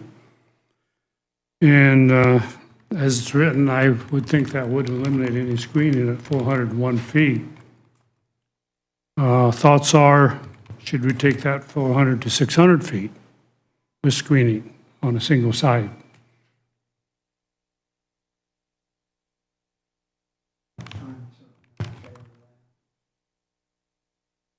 I think we expanded what we all thought a year and a half ago were very reasonable and equitable setbacks and expanded those considerably. So I think this is where you think it should be, and let's let the process play itself out. What do you think, Todd? Bill, are you suggesting from 400 to 600, there would have to be a buffer, but it's 600, no buffer? Yes. On a single side. It wouldn't apply, yes, it was just that single side. That would align more consistently, I would think. In other words, if we're going to say 400 screening, 600 no screening, and then have 600 on an adjacent side, the second side, that would be no screening, it would be odd to have something at like 405 feet without screening. A second part of that I'd actually thought about myself is property values. And there's a debate for, against, there's no devaluation, there is going to be devaluation, I don't know how there wouldn't be. But in my mind, this would be kind of a compensation for property devaluation with the additional screening at 400 to 600 feet. Just my thoughts. I would probably agree with that also, and you and I haven't even ever discussed this. This is new to me, but I've always struggled with the valuation just because valuations are what they are. You can put a factory next to a place and the value's going to dwindle. So I also look at it from that angle. But yeah, to me, that should address valuation issues because that would be a very, very restrictive and very, very well screened setback if they chose to do the 400 to 600 range. And that should put away to bed all issues of valuation. I think it would definitely help. Yeah. So you're saying the A and B in this area would both be 600 feet? So on one side of the property, solar panels should be at least 600 feet with 30-foot wide buffer, yada, yada, yada. And then on two sides, it's also 600 feet with no buffer? No, the first side would still be 400 feet, but anything, they couldn't increase that by 1 foot and not do the buffer. If you put in the 400, it's still going to be 400 feet is going to be the minimum on that first side. But they could not do that without doing a buffer. In other words, they can't go in and, well, we're going to do 401 feet or 450 feet to eliminate the buffer. So what about an extra sentence, are you thinking, that says 400 feet with buffer for one side, but anything from 599 feet, 400 to 599 feet also requires a buffer? Is that what you're thinking, just adding in one sentence? That's what I'm thinking. Correct. Okay. I mean, would that, not asking you whether you agree with it or not, but would that sentence work for enforcement purposes? I think it should To say clarify something then, CSES solar panels shall be a minimum of 600 feet. Right? Are you wanting They the can solar do panels to be 400 six? on one side, but it has to have screening We just He's saying want a 600 feet. Buffer up to 599 feet. On a single side. Then that's what it should state. But then it would be You need to get rid of 600. the 400 feet totally. There's no need for the 400 feet. Because what you're saying is the solar panels need to be a minimum of, No, they could still do the 400 feet. They're going to gain 200 feet, but there has to be a buffer. They can't go like 500 feet. that's what you're requiring now. Yeah, but that's just at the 400 feet level. There's no requirement for buffer from 400 to 600. Yeah, the problem is if they would go at 401 feet, there'd be no buffer required, which kind of, that wouldn't be right. So you're wanting something setbacks else work. added in here as from 401 feet to 599 feet on one side Yes. that, Yes. What I'm hearing from Chris maybe is that the way setbacks work, until you get up to the next level from 400 to 600, the way it's worded already, Right. it requires a buffer. Is that what you're thinking or not? So Like, I don't know. I got an easy answer to this. Just break the single line, anything less than 600, a minimum setback of 400, and anything less than 600 must have a buffer. Yeah, I think that would clarify it. I'm fine with that. Thanks, Todd. you're adding that to A? Yeah, I believe so.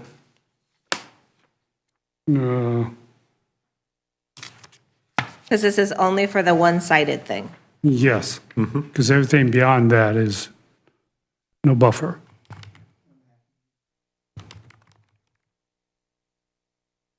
So they could be at 450 feet, they still have to put in a 30-foot buffer. They could be at 500 feet, still have to put in a Yes. 30-foot buffer. They could be at 599 feet and still have to put in a buffer. Right. 600 foot, no buffer. Okay. Yeah, It's a lot to process as far as calculating what those are.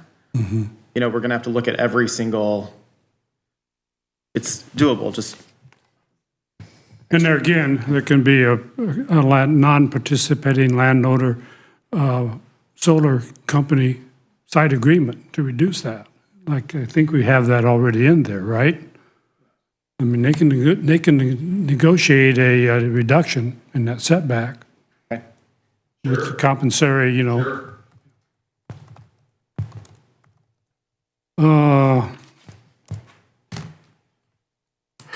That was all I had on my list. Todd, anything else? Mike? Nothing here. Mike? I just have some clarifications if I can ask. Sure, absolutely.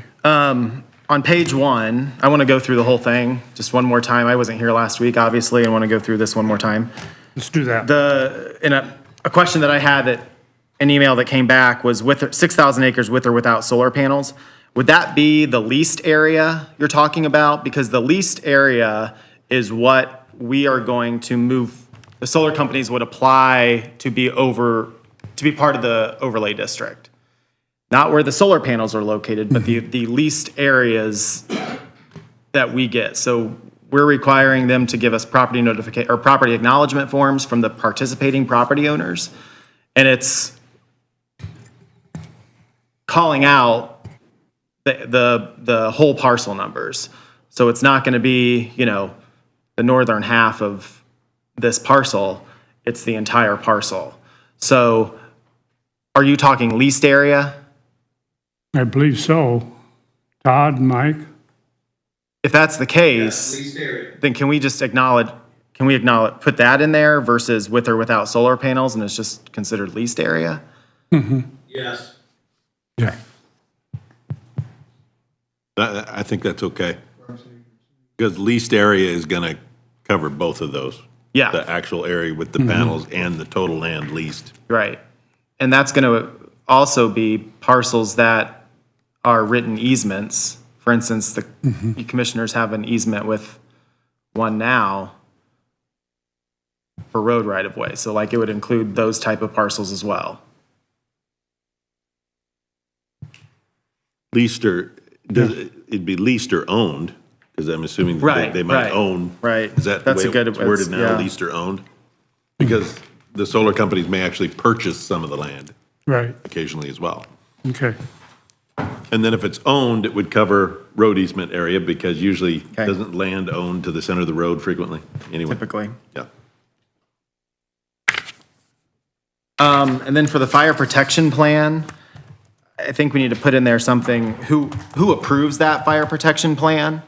And should it be approved by the local fire department or fire district, or approved by the county commissioners? Fire department, Okay, can we add that in there, approved by a local fire department or fire district? Are there fire districts, or just fire? No, there's a fire district Okay, in the Butler in area. the other, yeah. So if there would happen to be one where Auburn would take care of the fire, it'd be the local fire department, but can we add that in there as well? I think so. Yes, I mean, I think that would clarify it. That's always been something in the back of my mind. I wasn't sure who for sure Yeah. was approving those Well, we other have- than yeah. Chris or the county commissioners. Well, we certainly don't have the expertise to. You don't, yeah. And I that's right. don't Fire either. plan. None I of you don't are either. fire department people. That's right. And if whatever fire plan's developed is going to have to be done by whatever fire department has jurisdiction Right. over that area anyway, so. So it's staying just as planned. It'll state fire protection plan approved by local fire department or fire district. It just clarifies who's going to Yeah. approve it. And then when Susan sent this to me, one question I had was you changed from complete screening to achieve a reasonable visual buffer. So complete screening under D should be removed as well because we're calling out what complete screening means. So that really has no use in the ordinance anymore. You're looking under JD. JD, I highlighted it in green.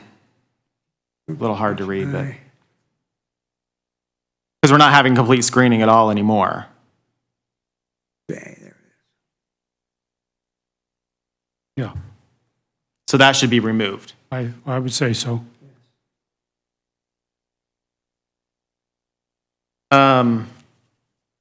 My next question is who is responsible for, obviously, this would go to the Plan Commission. The Plan Commission is going to be responsible for understanding what reasonable visual buffer means. I mean, I'm concerned because that could lead it up to the public coming and saying, we want more buffer, and the Plan Commission is saying, what's reasonable? Is a 10-foot tall evergreen tree reasonable, or is a 5-foot tall evergreen tree reasonable? Is a, I think the reason we put in reasonable was not particularly the height, but actually looking at it. And it's going to be hard to 100% screen these things, especially in the early growth of the vegetation. And that's part of the we reason. had that concern at the Plan Commission when this came back with complete screening, was Yeah. that's going to be very, very difficult, nearly impossible. Right. So that was why that was changed. I don't know if there's a better way of doing that or wording that or not. Any thoughts, Mike or Todd? Well, I think that, I mean, it's impossible to quantify. So I think that the language that we've got here is reasonable, or is appropriate. I think the Plan Commission, looking at that as you would any other landscape plan, With landscape plans, though, we have a minimum height in all other areas of the ordinance. It's a shrub at a minimum height of 18 inches, a tree at a minimum height of 2 feet diameter breast height, or 2-inch diameter breast height, an evergreen at 6 foot tall. So we have those regulations for every other part of for landscape buffers. And here it's just visual, or achieve a reasonable visual buffer. And I'm concerned as to if that's not acceptable to the public or to the commissioners, where does that fall back on? Can I interject real quick? When they submit their plan, I would assume they would submit the amount of screening that they're going to provide, and then we would take a site look at that, physically get the boots on the ground, go look at it and say, yeah, that'll work, or no, that won't work. Here's probably what you need to do in this situation. I think you're gonna have a hard time saying 15 foot, 20 foot, 30 foot because of the topography of the land changes. So I think it needs to be a case by case basis where we're just gonna have to look at each project as it comes. Well, that's cumbersome. Right. I mean, I know it's good. and that's, I know it's cumbersome, but the problem is if you set a certain height and it doesn't screen it at all, people are going to complain. If you just say reasonable and they say reasonable gives us to say, hey, this isn't reasonable. Here's why. I can see half of the solar panels now. Let's come up with a different plan. And we're talking maybe what, guys? These projects are going to be rather large. It's not like we're going to be dealing with 180 applications of 60 acres each. We're going to be looking at maybe 10 to 15 applications of anywhere from 300 acres to 2,000 acres each. So I think we need to probably, as commissioners and plan commission, get our boots on the ground and look at each site and make sure we protect our people. I would be willing to do that. am I going to mean, have if it's a access to these dispute- non-participating property owners' properties? I mean,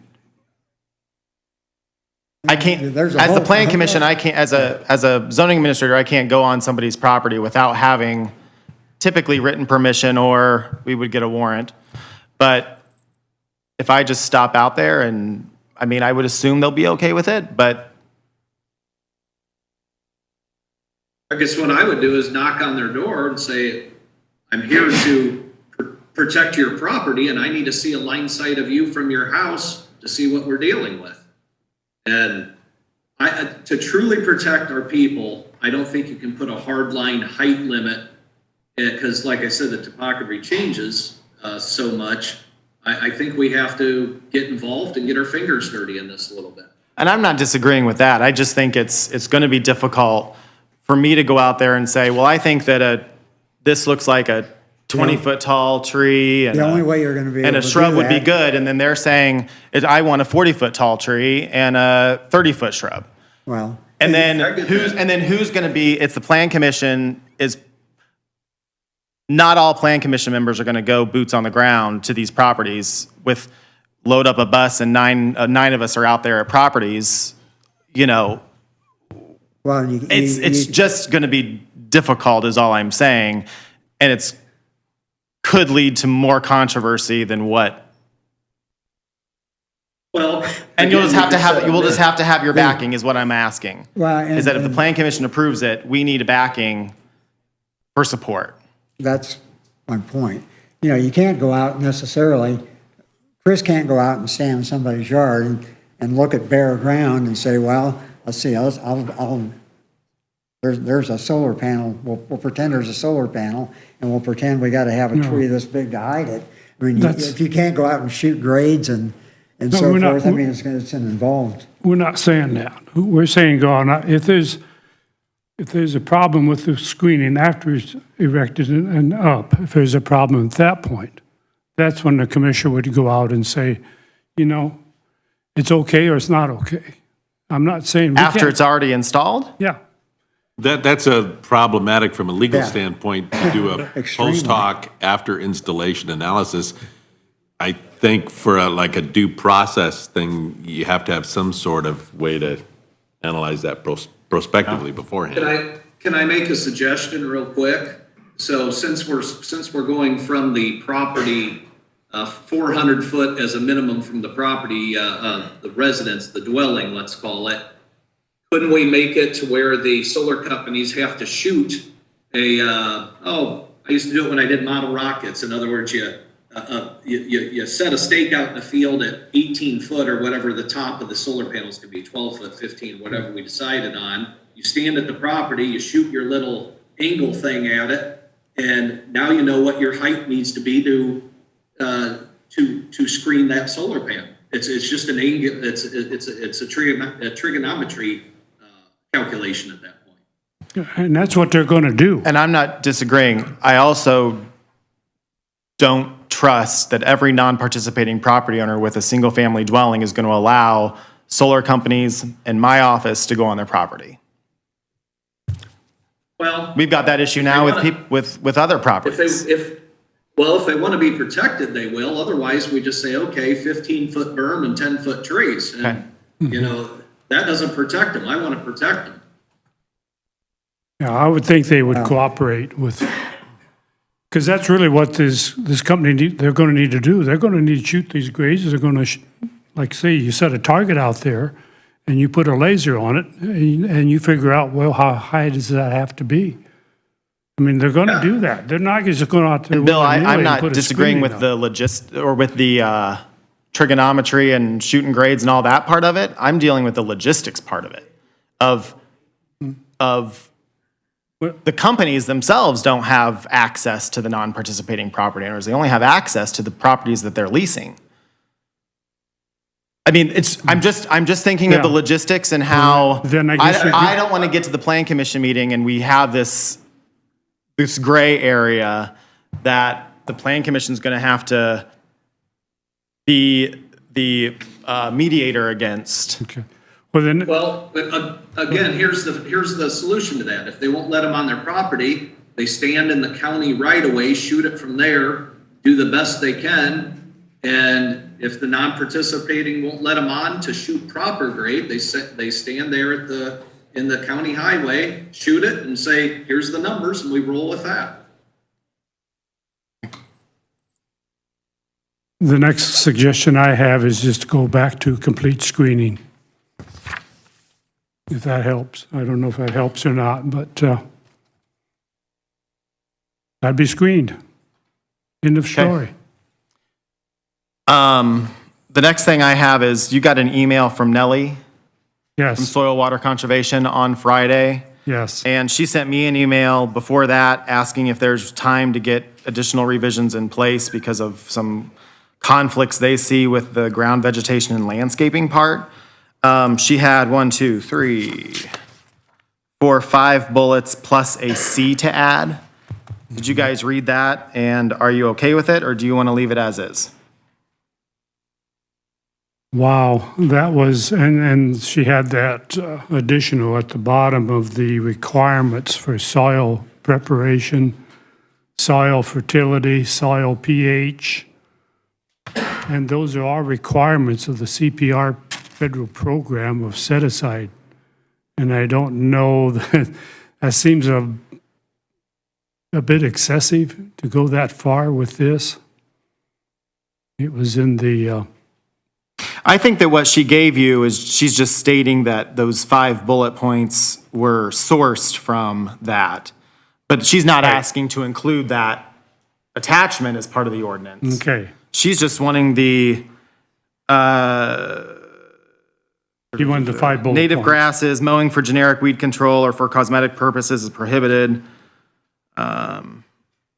Mowing's allowed to, if necessary, to maintain stand health or control pests, noxious weeds, or other plant species. It's basically kind of a mowing requirements, if you will, that aren't currently in the ordinance. I think that could be included as part of provide site preparation and maintenance practices. But I don't think she's wanting that CRP language, the whole thing. attachment added, no. No. That would be. What do you think, guys?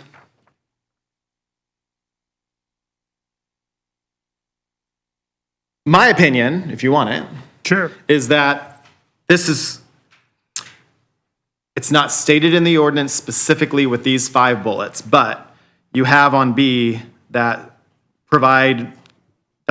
maintenance practices designed to control invasive species and noxious weeds to be included in the development plan. My opinion is those 5 bullet points are part of that it's the maintenance. That the Soil Water District could require through the development plan review those 5 bullet points to be included. Yeah, they have routing Boeing, comments. right, they're gonna be the ones that are looking at and reviewing the landscape plan and things for the native species. And then I don't think it's necessary, but it does spell it out in there so they have more control to require it. That's something you guys would want, but. P, I just wanted to put the, ground vegetation and landscaping. It's just the stuff from their email. I'm just putting it. Okay, sorry. I think, Mike, is what's in there sufficient? Yeah, I think so. Todd? Agreed. Agreed? Okay. Okay. Yes.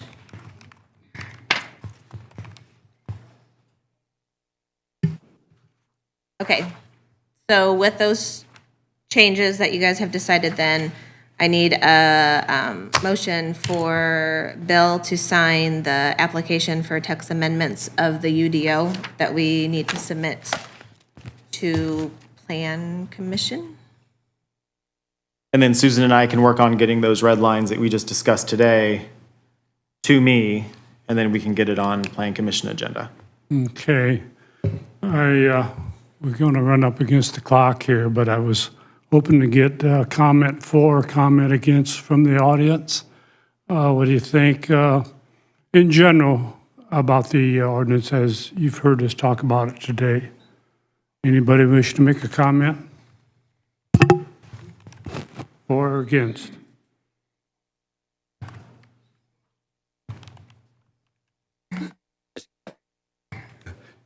Stamp it. I don't actually have much to say. I just want to say thank you. And I actually agree with a lot of those, and even to the point about the CRP requirements, I actually think that would be a little bit stringent. So I think it's better to leave a little bit up for you guys to control. The screening, I appreciate you guys taking the time to really go through that. And it is, from the beginning, even in the Plan Commission, my question was, how do you go 100% screening?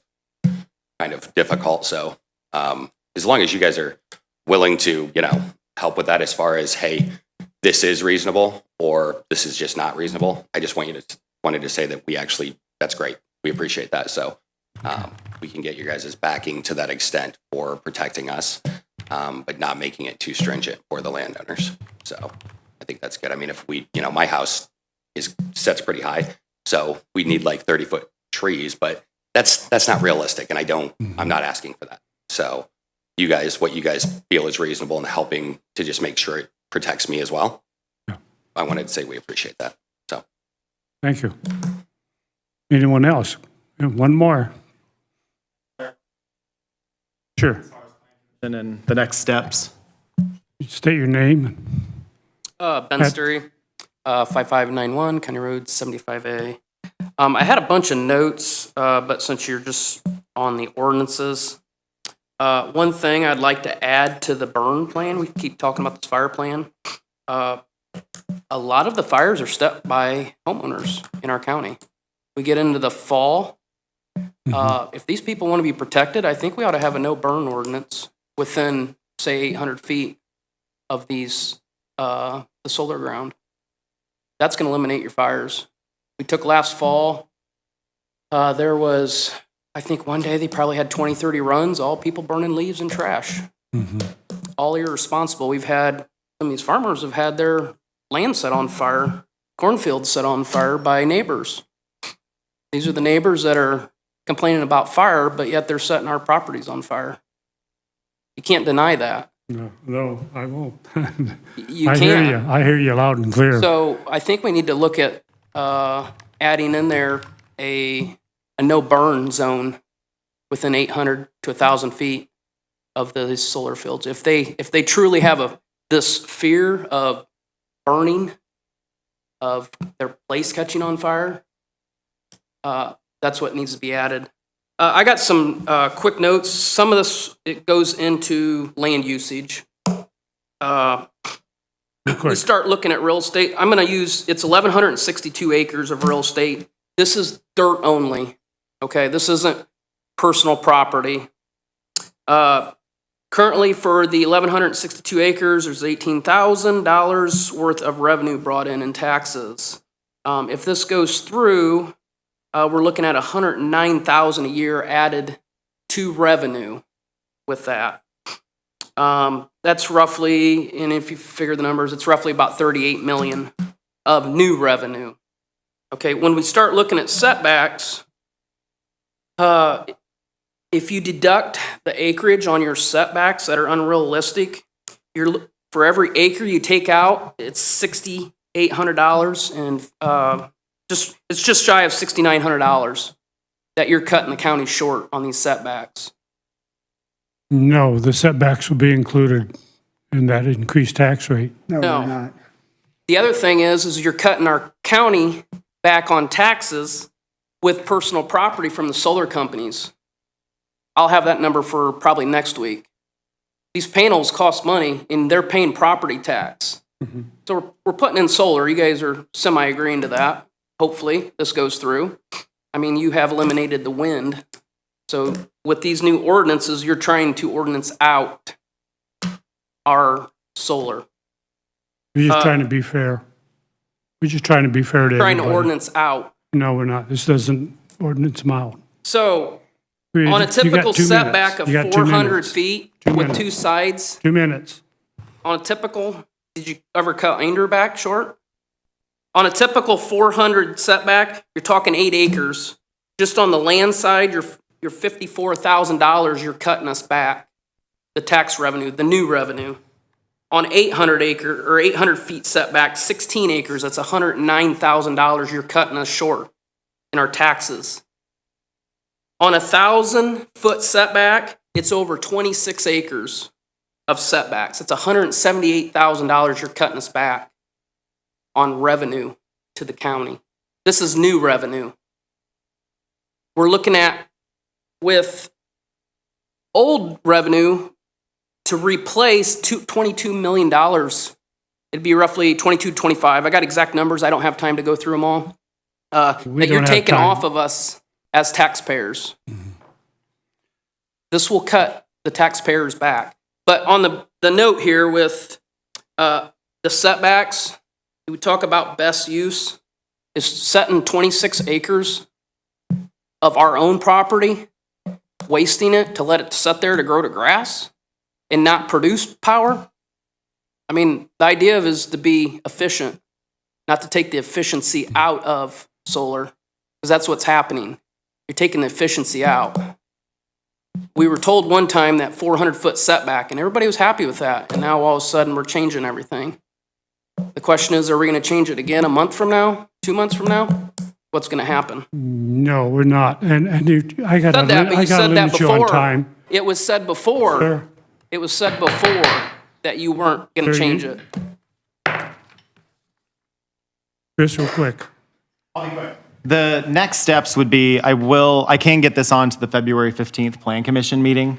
I can. can? I'll have to get the notification out today to get published in the newspaper for February 15th. But what the Plan Commission, the only option the Plan Commission has, I guess, if that's the word I want to use, is they're only going to be reviewing your proposed changes. They cannot recommend additional changes. They cannot recommend revisions. So anyone that comes, we're not going to be able to increase setbacks. We're not going to be able to decrease setbacks. We're not going to be able to take out fire protection plan or add in soil erosion plan. I don't know, whatever it may be. So just be prepared that we're only going to be able to review what the proposal is that the commissioners have given us. And all that they're able to do is give a favorable, unfavorable, or no recommendation. They cannot add anything. They cannot delete anything.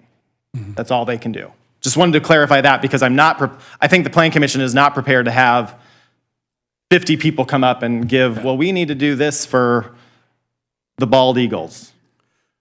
Not going to happen. Okay. I want to make one comment. Mr. Sturi, I want to apologize for cutting you off. But what you brought was old figures. I mean, we've went over these numbers. We've had these numbers, and so it was a repeat, and we're up against the clock, and so I apologize. But it's just that, we know the facts. We've had those facts. And We haven't spoken stuff. We haven't spoken. I know you have, No, I know that, but okay, that are on TV listening don't have. okay. Yeah. Okay. So, all right. A motion to accept the, I don't know if you want to do a motion for your changes. I need a motion for you to be able to sign the application for the text amendments to provide to Plan Commission. okay. So moved.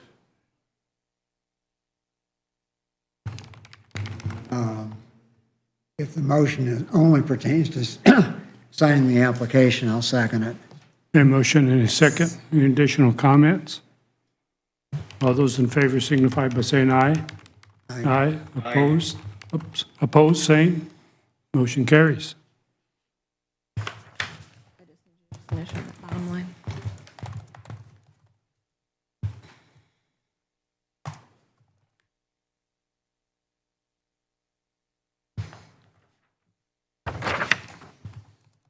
Okay, what else we need to do on this? Anything? That completes it? That's all I know. Goes to Plan Commission? Just goes to the February Plan 15th. Commission, has to go through that process. Okay, and it comes back to us. Okay. We are ready for Rex Whitman. The outside, I take it. If you have something you want to leave, Steve,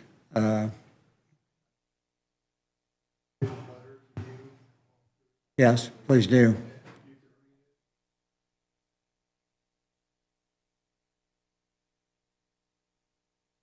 Yeah.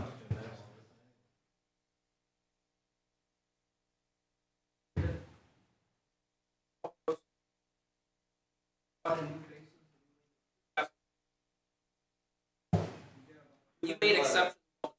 I can't hear you.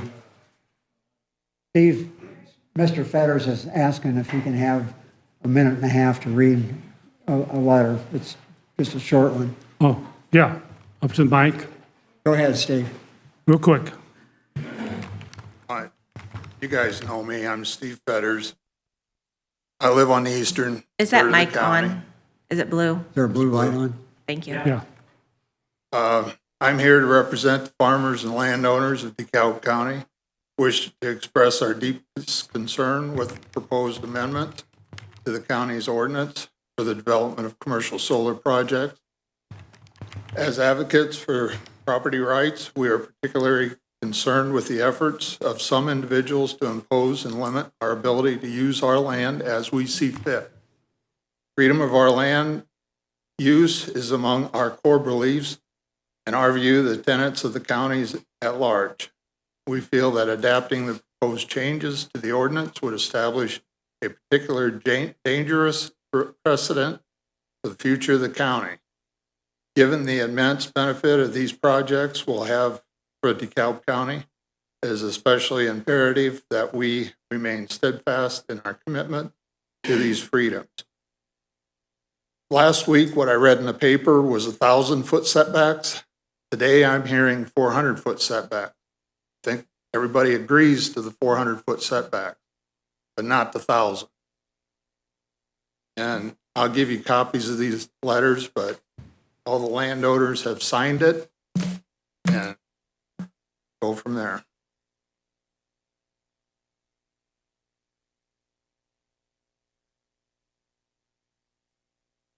Thank you, Mr. Fetters.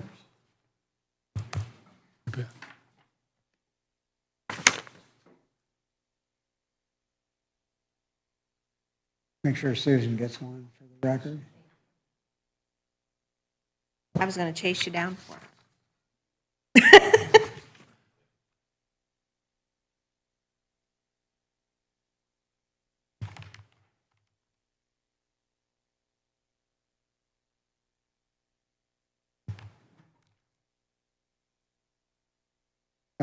Thanks, Bill, for letting him read that. We've been more than generous with time for the right, right. other folks, and I think these folks deserve some some equal time.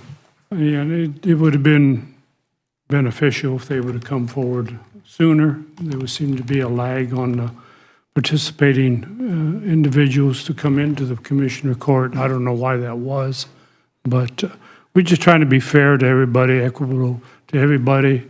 Everybody's got a stake in this. Everybody's got something to lose or something to gain, depends on which side of that fence you're on. So we're just trying to be fair as we can. Real quick.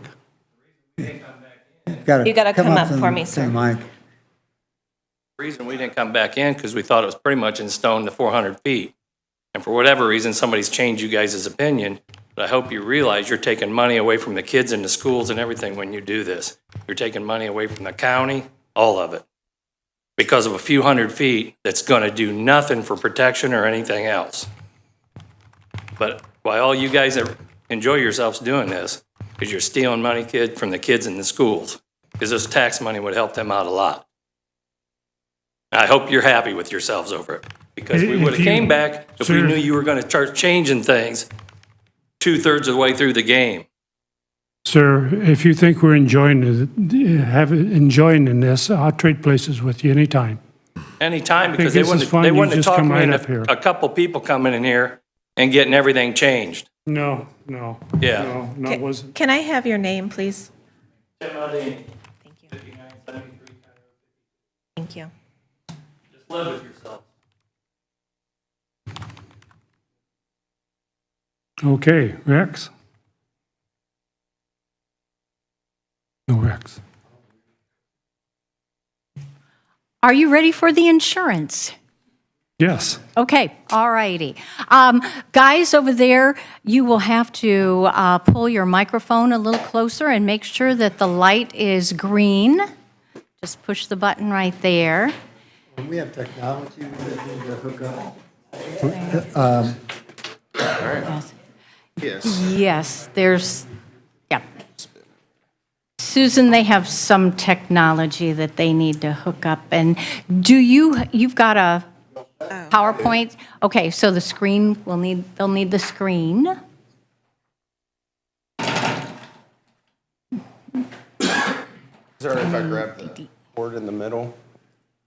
Yeah. For future, if I know this, I can have this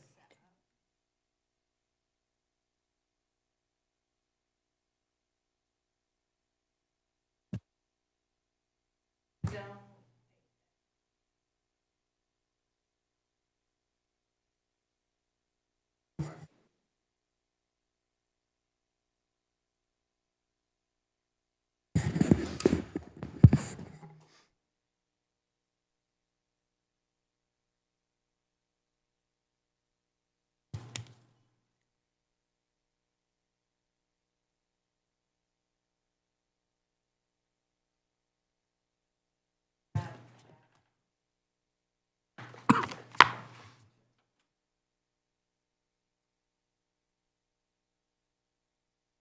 Never met him, so.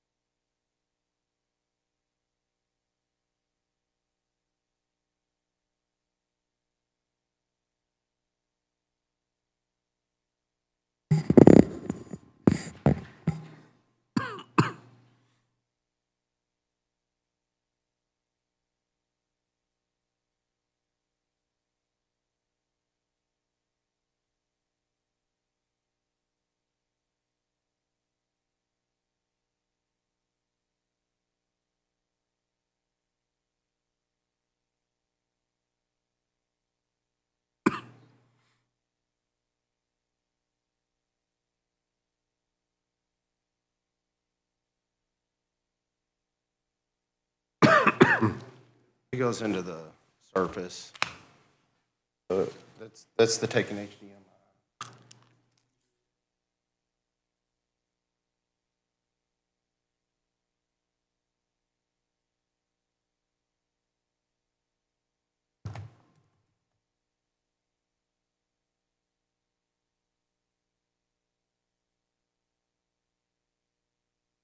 No.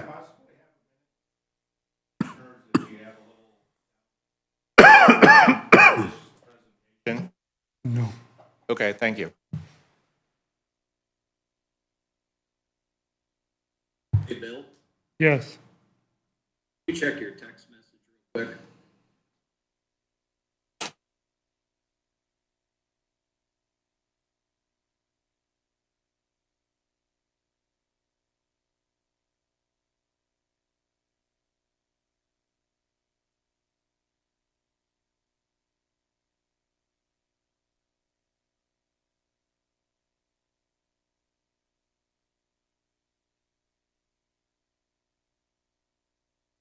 Yeah, it'd be fine, Todd. You sure? You know, I mean,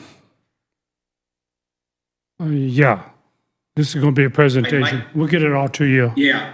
Todd's going to have to Yeah. bow out. He's got a emergency. So he's going to bow out Is for it- now. If I get it handled expeditiously, I think I can get back in time for the jail discussion. Okay. How long does it take you Wait, to drink a okay. margarita?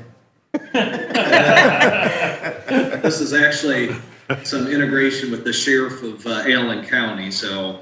Yeah, go ahead and take Yeah. care of it, Todd. And we Okay, may not guys. get back into the jail discussion, or the security discussion anyway. We'll see how it goes. Okay, and I'll talk to Dottie and Rex and you about what transpired here. Okay, that'll work. Okay, guys, thank you, I appreciate it. You bet. Great, catch you later. Thanks.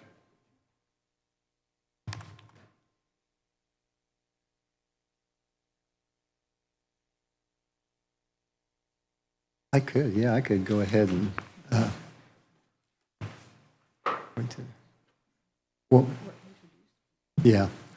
While we're waiting on the technology, I'll go ahead and, you know me, Rex Whitten Hi, Rex.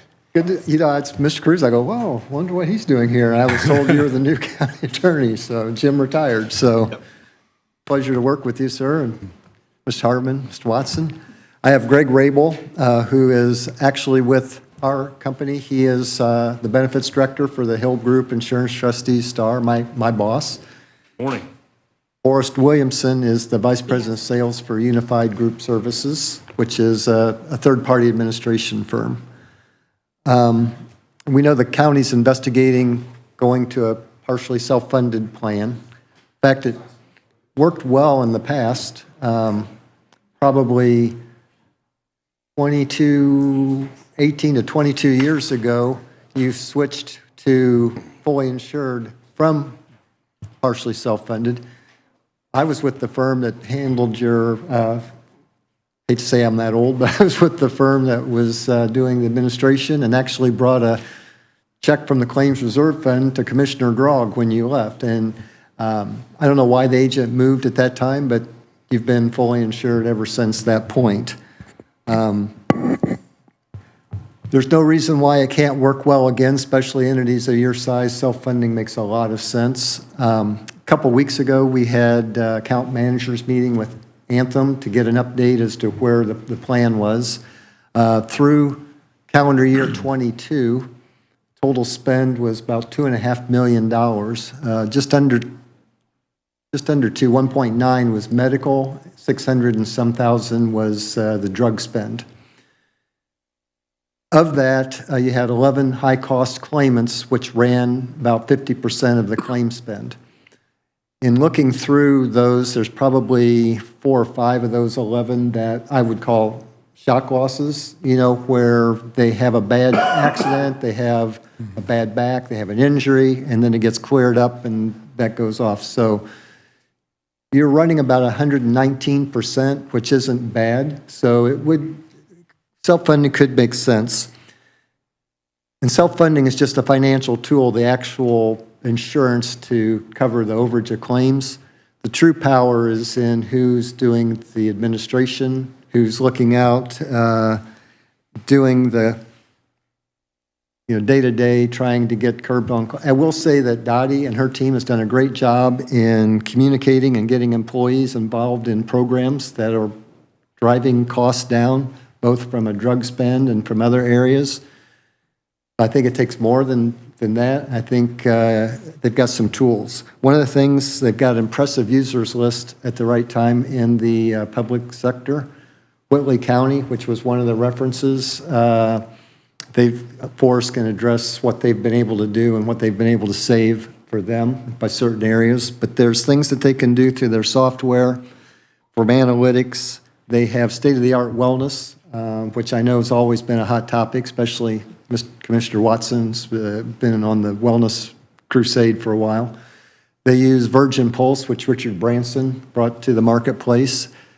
They have consortium pricing available for public entities. So there's a lot of things that they can bring together to help the county save money and make the plan more efficient. So I'm going to turn it over to Forrest if his technology is ready and let him go through what they can do. You. So my name's Forrest Williamson. I'm with Unified Group Services.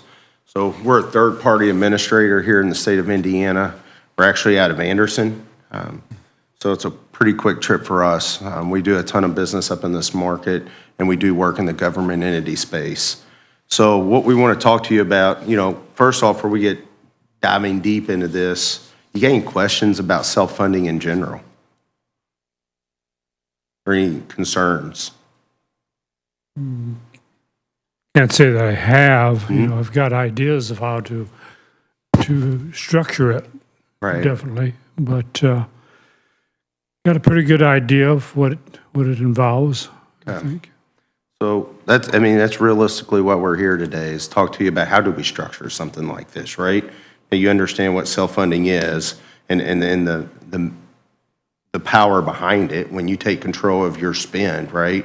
I mean, you look at the stock prices and what's going on in the marketplace, they continue to rise for the insurance companies. It's because the profit's in it, right? So how do we give you control over your dollars and deliver something to your employees? Because, right, this is about retaining good employees and delivering a true benefit to your people. And that's what really matters. So we'll talk about how we deliver that today. So we're going to talk first with the customer experience, service experience, because when you talk healthcare, it's this is a confusing moment, right, for people when they engage in their healthcare. So we want to make sure they have the right services around them. We also want to talk about what claim scrubbing means, because what you see in the marketplace is overpayment for claims. People having to fight for their dollars, right? And it's hard. So we want to talk about what we're doing on the front end to be proactive to protect your dollars, because this is, you are in a unique situation, right? You can't go make new widgets like the private sector. You got to go to your tax base and put more pressure. So making sure we're controlling those dollars and helping you control those dollars to maintain a stable health plan is super important. And then people don't know how to navigate healthcare. They get stuck in this, and it's traumatic times of their life, and then they get stuck and they get confused, and they're drinking from a fire hose, so to speak. So we're going to talk about what we do to help in that realm. And then just proactive compliance, both from a group standpoint and a member standpoint, because that's where the wellness conversation comes in. Because what you do know is if we can make an impact on those people's lives, they're better employees, they're happier employees, and they live a better life. But it also impacts the bottom line. So we want to talk about what we're doing with that, and then what do the next steps look like for you, and where do you go with that? So let's talk about removing barriers, right? Driving engagement. Because at Unified, look, we've been in business, it'll be 27 years this January. Probably never heard of us, right? We're not on billboards, but we've served this self-funded space extremely efficiently, and it starts right here. It's when people call into Unified Group Services, it's a live answer. They're talking to people. And that's where it begins and ends, right? We can do all the technology in the world, great. But if we don't get this right for your people, they don't trust us. They don't trust the plan. And it doesn't allow us to execute on our initiatives and strategies if we don't get this piece right from a service model as a TPA.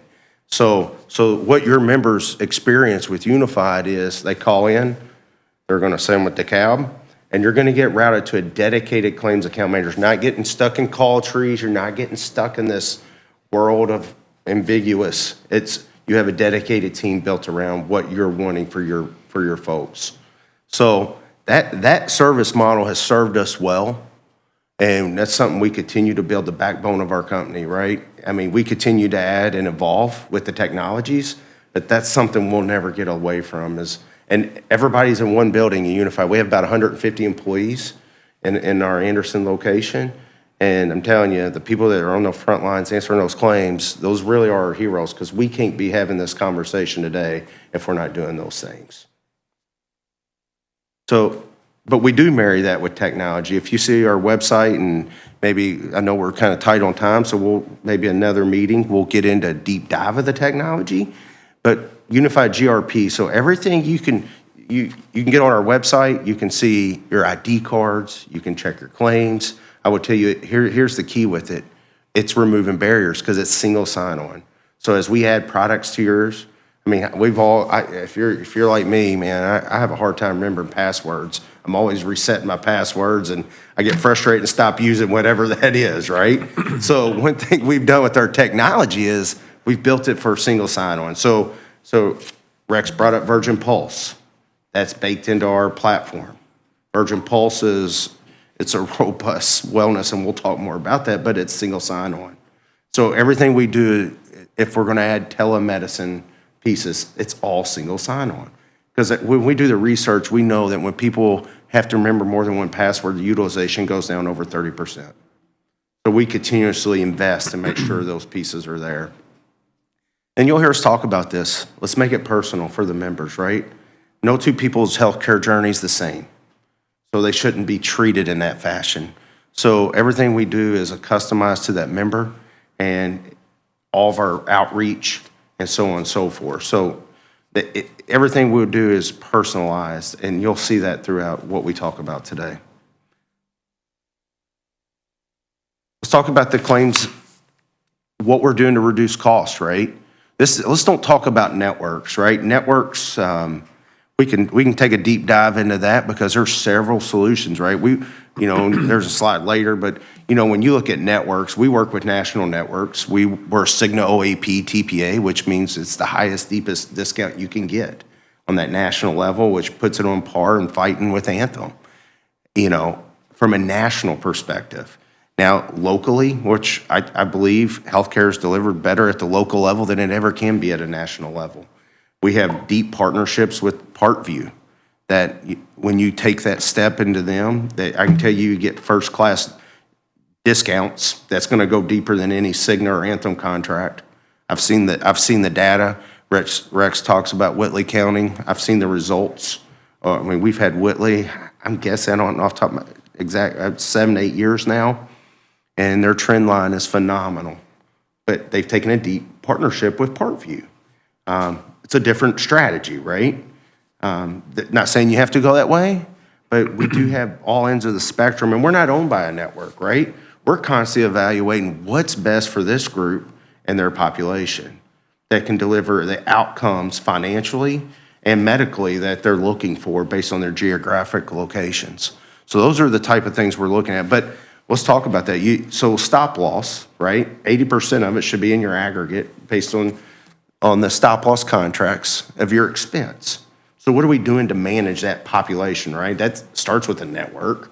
So we got to dial that in based on your needs and wants. But the other piece is there's all kinds of things going in there. We audit all claims above $5,000. 100% of claim that hits our door over $5,000 is audited. Why is that? Because what we see in the marketplace, I'm not going to say fraud, but there's tons of waste and there's abuse in those claims. And once you get above that threshold, and based on your spec level and some of the financial pieces in that contract, it can make a real impact for you. And that's how you get control of healthcare costs. I mean, we look nationally, right? You look at national stats all the way down to local stats. There's tons of waste in this industry. It's how do we cut that out? Well, you're paying us to protect your money. We take that serious. So any claim over $5,000 is getting an audit on it. That doesn't mean your people are getting dragged through the mud. They're out of that, right? That's something that's taken care of between us and the hospital on your behalf.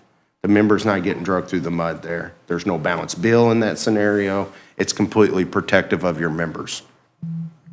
You know, the other piece with this is, you know, subrogation's another big issue we see in the industry, right? We do this a little different than most. Most pay, right? Most pay, and then they chase. They chase hoping to get funds back. We're just the opposite. We're going to chase your funds and then hope to get them back. And I had a personal friend of mine, I saw this firsthand take place, right? And, you know, it's like anything else. The attorney in that instance said, y'all never got a penny back. And we actually recouped the whole claim. So tremendous success in that realm. And then making sure we're not, the not covereds, editing claims, right? I mean, you're seeing it in today's world. I mean, let's face it, everybody's looking for good employees. And one of the issues you see, I mean, look at a medical, they call it a UB, which is what a medical claims referred to as. Look at the lines of code on there. There's so many lines of code there to get misbilled, get twisted, maybe different things happen. We got artificial intelligence running on our plan to look at that. It's that person getting the right care for the right billings. So it's taking a deep dive, not just saying, okay, we're going to check these boxes, we're paying a claim. Our auto adjudication rate is 30%. I would tell you, if you're talking to others, ask them that question. And I would tell you, if we ever sit here at this table and tell you we're over 50%, you probably should fire us. Because we're not managing your money in that instance. And what auto adjudication means is from the time, it's like an assembly line, right? Claim comes into the shop and it goes down the assembly line. Do we rubber stamp it?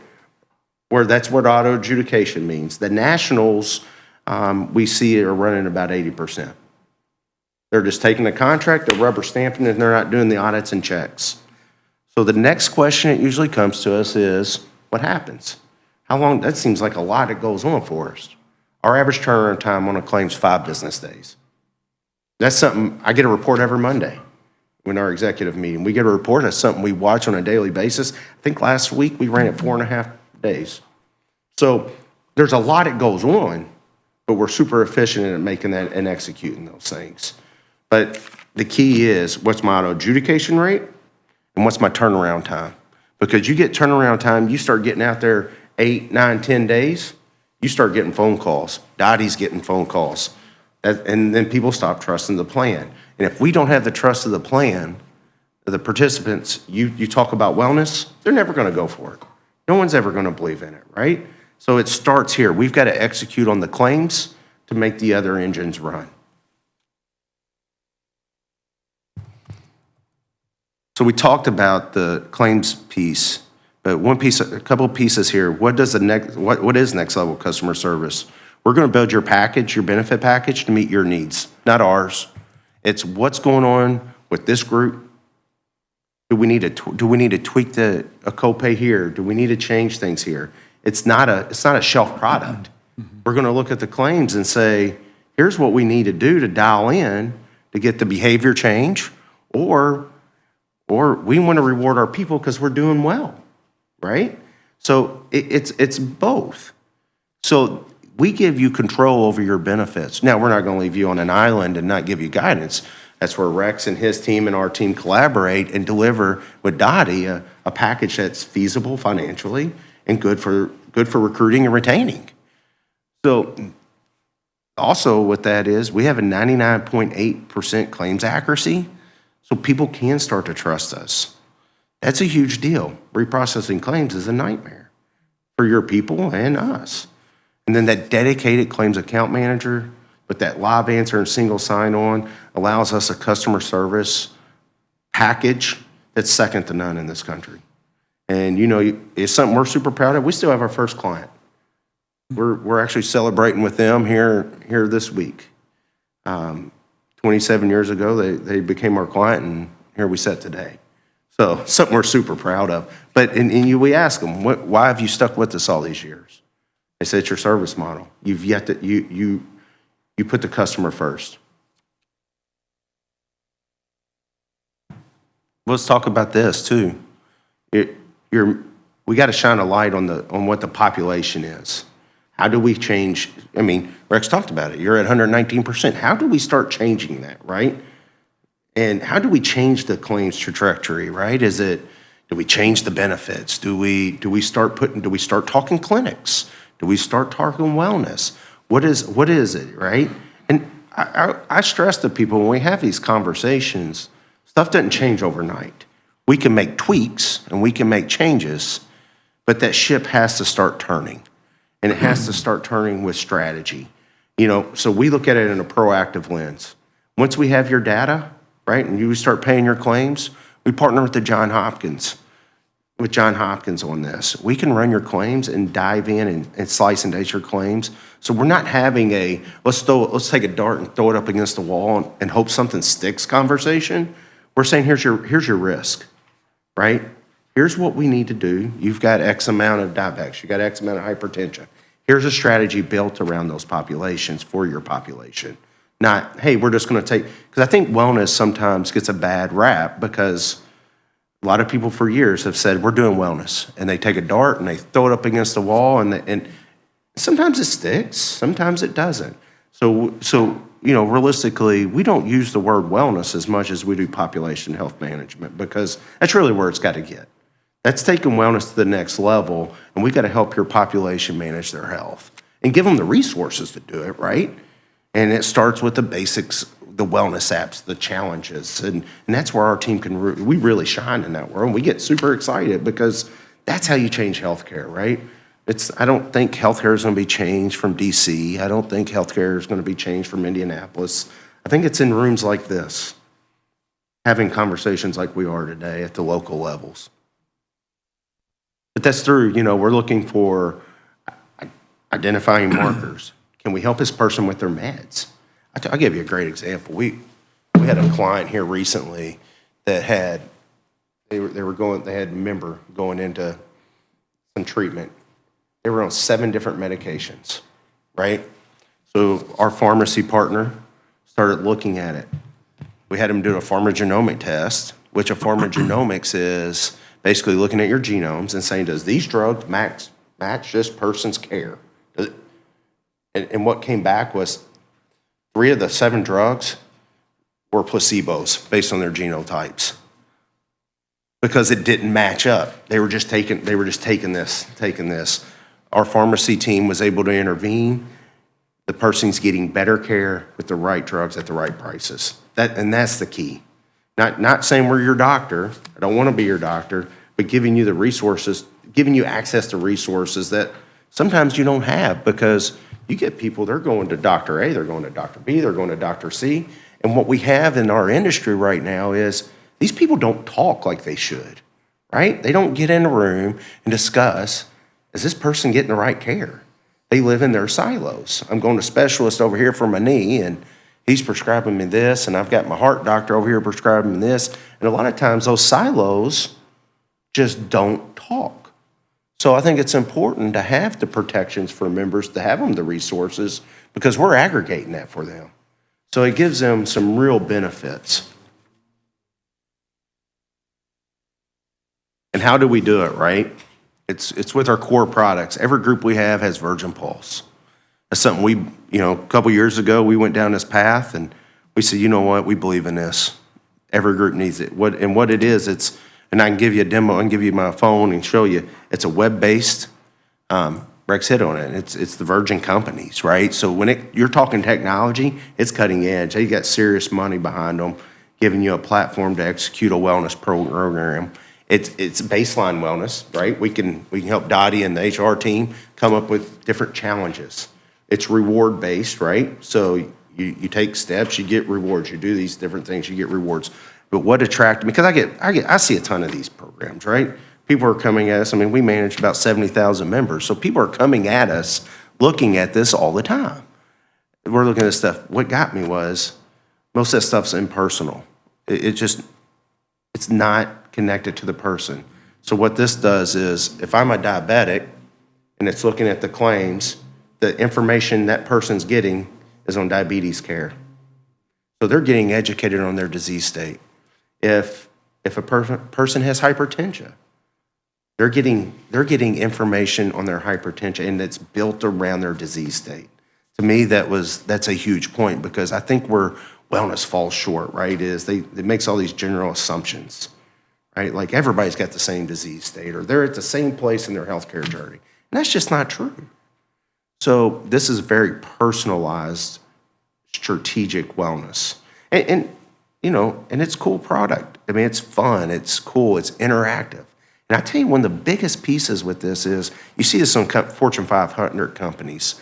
While we're excited about it, is we were able to bring this down market to, as we're their only TPA distributor in the country right now. So it was a great partnership for us because we've been able to bring this down market to folks in a different stream. But, you know, companies like GM, the big companies around this country, this is the product they're utilizing. The other one of our core programs that we're just steadfast on is the care engine. You know, we talked about the claims, right? What happens in that claims process? The question, that's where it always ends for TPAs traditionally. So what the care engine is on a nightly basis, we take those claims and we send it to them. It's artificial intelligence scanning those claims. Is this the proper care? Is this the best care? Based on today's health standards, you're getting a second medical opinion on every claim. And it's got doctors looking at it. And here's why I think this is important and why it works, is it's physician to physician outreach. They're not going at the member going, hey, you know, you're getting bad care, whatever this case may be. They're calling the physician because I mentioned earlier, people hop around the systems, right? So they get a clear picture because we're aggregating data. They're getting the pharmacy. Most doctors don't get pharmacy. So when we look at this, they're reaching out to the practicing physician saying, listen, I'm not trying to be interrupting your care. I got information you don't have. Let me share it with you. And that's how they interact, right? And there's multitude of levels. There's life-threatening. I mean, there's some of the stories that we see come out of this. We had a kid going to an ER here in Indiana, and he was a 7-year-old epileptic child. They gave him enough, and I will butcher this, I promise you, phenobarbital, which is anti-seizure medicine for a 40-year-old, 200-pound male. We get that claim real time. We process it real time. Care engine, it throws off triggers. Physicians pick up the phone and call the prescribing physician, and they said if that hadn't happened, that kid would have been in a coma within 10 days.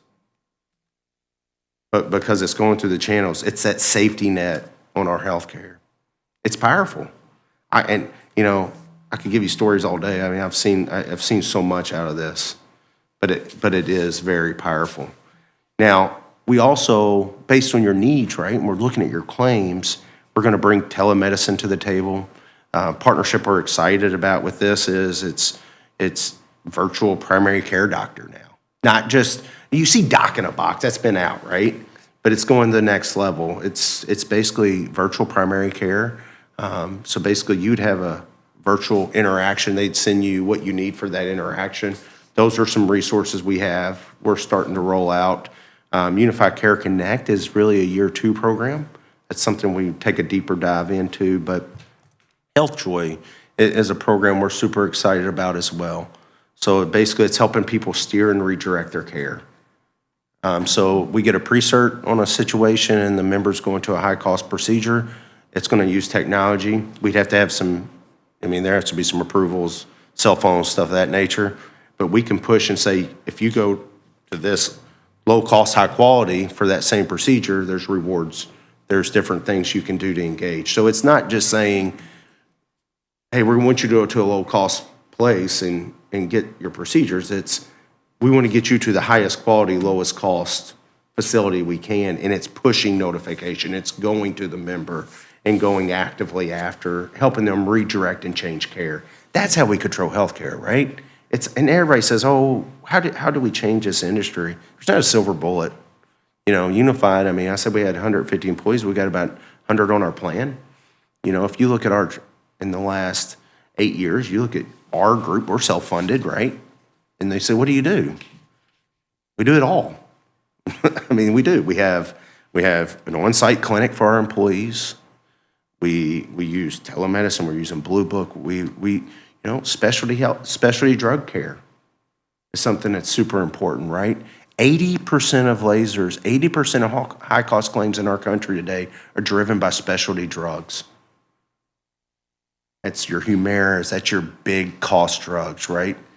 when handled properly, and you know, this has been around for a while now, so this isn't something new. We've been doing it for 8 years, and it was going on before we got into it because we vetted it. But groups are saving tremendous amounts of money by getting these folks to their proper channels to seek us carefree. Forrest, have you got a rough idea how much Whitley County has saved with the? So at one special point, they care? were saving $60,000 a month, Rex.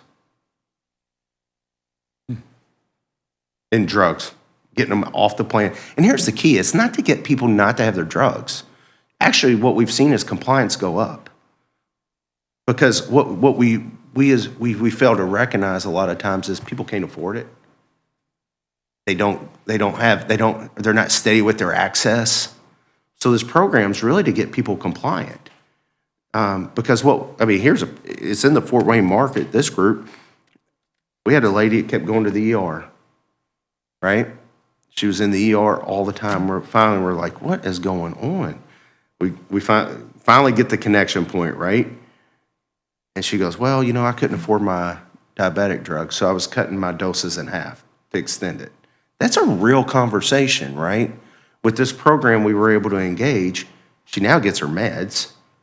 So it's a win-win for the group because she's not in the ER anymore.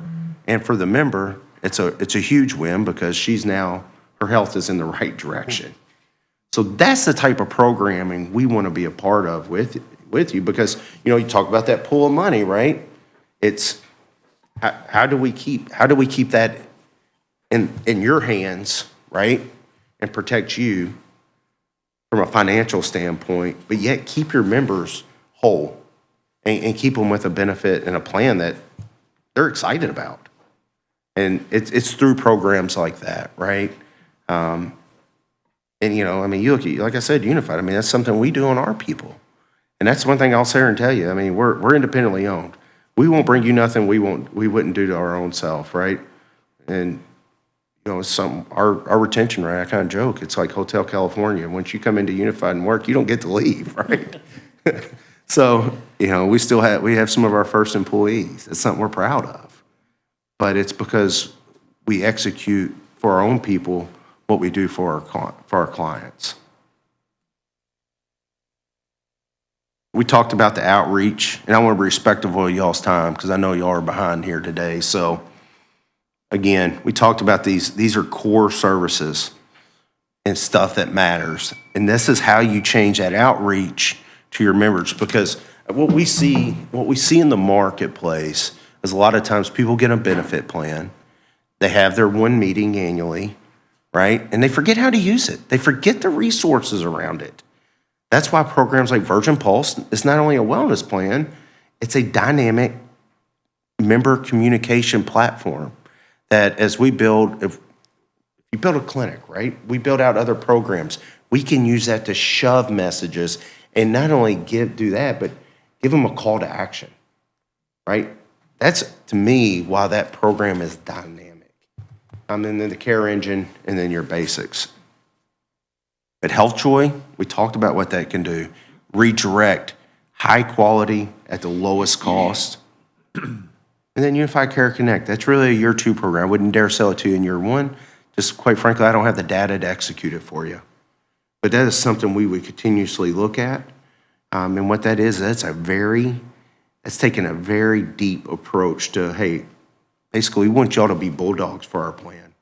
We want you to really engage and be really deep with our members. But that's the next level, year 3, year 2, once we have data and have a real conversation with you. HealthJoy, we talked about, that's just a quick piece on it, right? But it's really just connecting the dots and helping them find that piece. And it's all interactive. It's super easy, but it's bringing you to some really nice technology.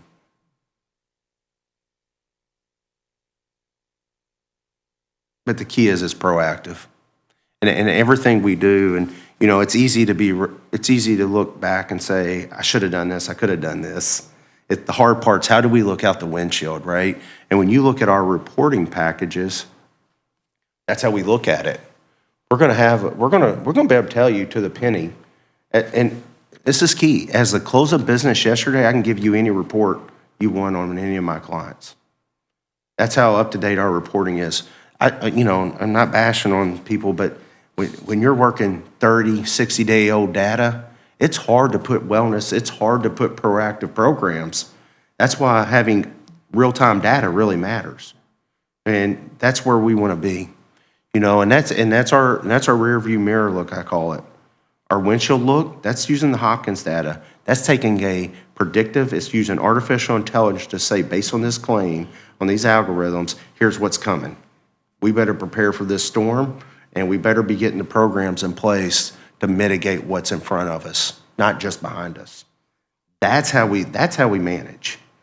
So having conversations of, hey, here's a renewal, and Rex is having to bounce back and forth, you should know pretty dialed in if you're self-funded and you're with us, here's about where this is going to land, right?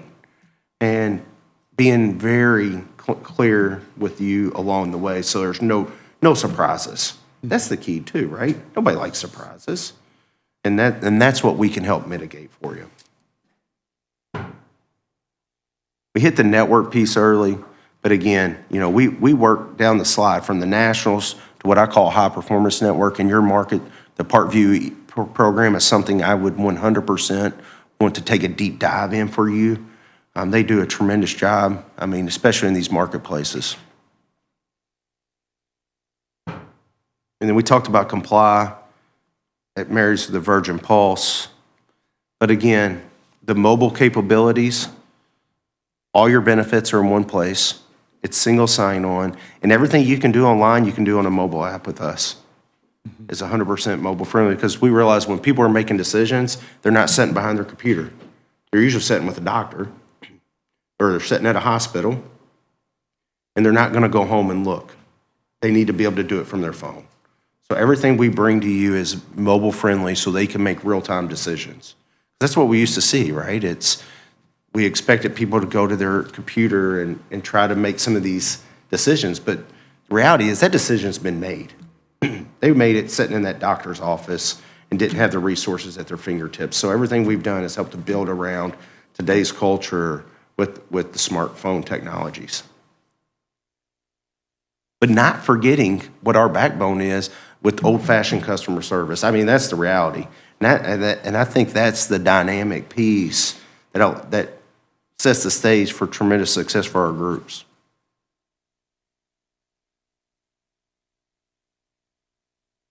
I moved fast through that for you today. What questions do y'all have? Mike? Nothing. Pretty clear. Do you work with the Lutheran group around here? Absolutely. So we've got groups, that slide had Lutheran. We work with Parkview and Lutheran hospitals and their direct contracting arrangements. At what point will you give us a cost as far as administration fees? I can give your administration fees pretty swift here. That doesn't take long. Really dialing in on your claims and putting a full stop loss proposal together. We're a little out for that. With you being a 7-1, we need to get some more. We need the data to mature for this year a little more to give you a better, truer look. Mm-hmm. But I could get you an administration proposal by the end of the week. I think it's probably what we need at some point fairly soon. Absolutely. Not to push you too soon, but right. Something we can put some numbers to and digest. Yeah, well, we appreciate your having us in. I started my insurance career with the TPA, and I thought they were all just the same old, hey, we process the claims and get them out. And when I had the opportunity to work with Unified, I knew that was definitely next level. That's, in my humble opinion, and being an independent, we could have any TPA to partner with we want. They're all the same except for Unified, in my opinion. So. Yeah, we've had a long relationship with Unified. I've worked closely with them with Whitley County, and I've seen these programs work and how they're interactive with members and the difference that it makes over time. So we're definitely on the right track if, in fact, self-funding is something that you want to do in the future. Okay. I wish Todd was back with us, but he's not, but we'll fill him in. Who runs point at Whitley County for you? That's Julie Emmel. Julie Emmel is the I unified. think he means the person there, which would be Jennifer Shinneberry, I think. Who in Whitley County? Jennifer Shinneberry. Okay, all right. In the HR department. Yeah, she's Okay. most involved with all of the day-to-day and Okay. a lot of the reporting and things like that. Okay. Okay. We reach out to the Hopefully commissioners. that check I sent her did some good. Yeah, the check you sent. Yeah. Rex. Well, yes, thank you very much for your time. We appreciate having the opportunity to come in and Sure. talk to you and kind of give you an idea of Thank what you. we're looking at and where we want to head, I think. Okay. Thank you. Thank you. Thank you. Thank you. Have a good day.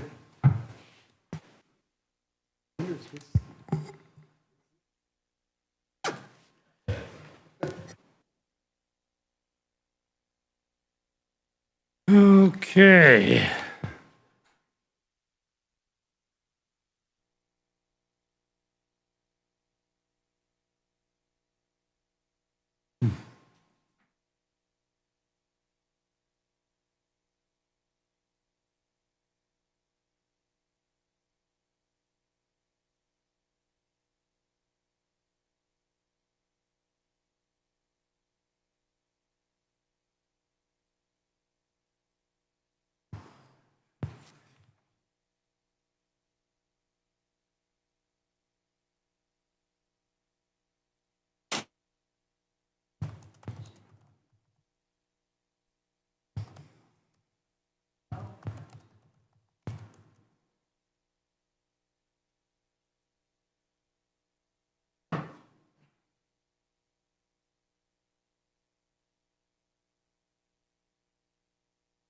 Okay, moving on.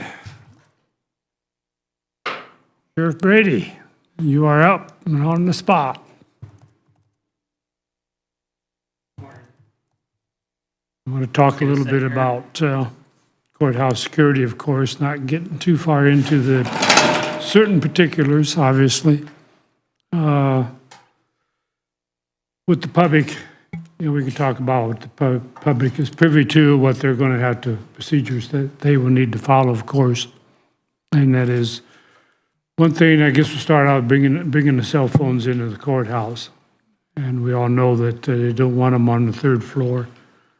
I had a couple ideas. I know Todd had some ideas he threw out. Signage, of course.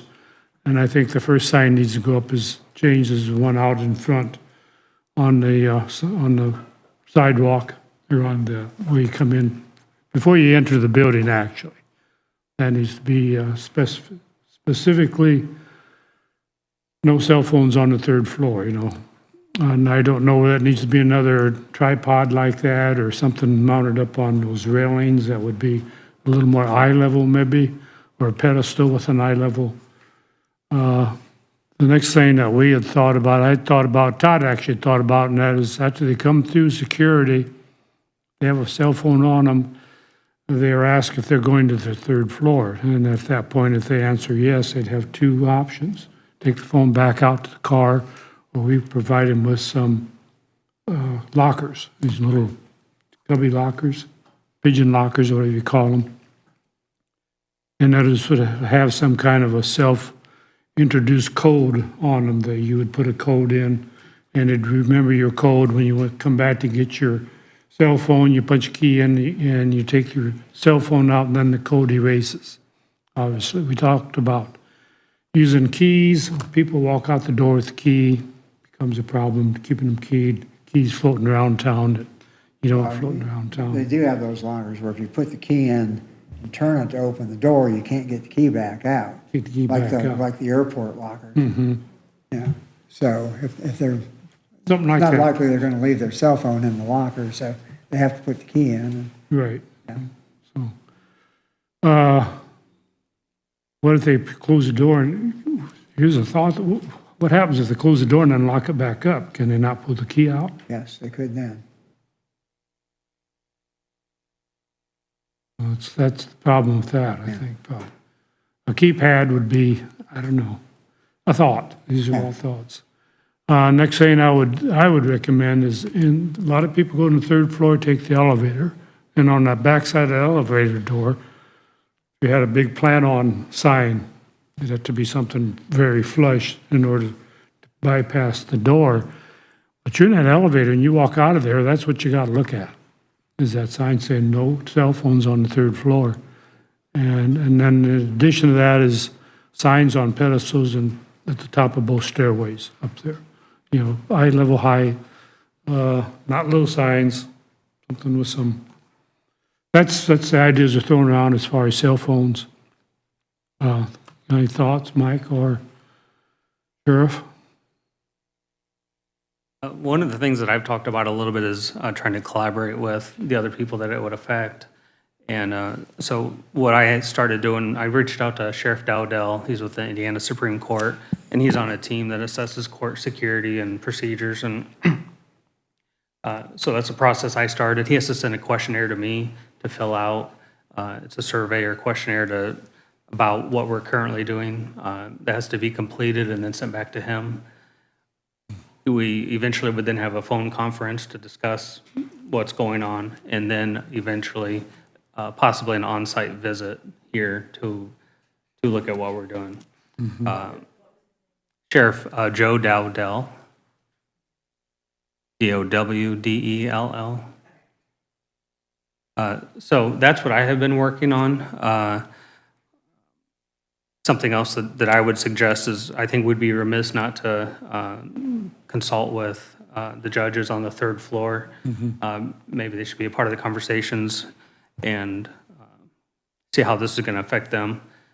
Some of the things that have been suggested may or may not be possible. I don't have that knowledge to know that.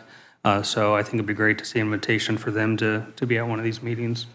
I think we put it together, a package, and then go to them and say, hey, hey, this is anything set in stone, just what do you think about this? We got to start with something, a baseline to present to them in my mind. And if they want to make tweaks or desire tweaks or if tweaks are necessary, then we can do that.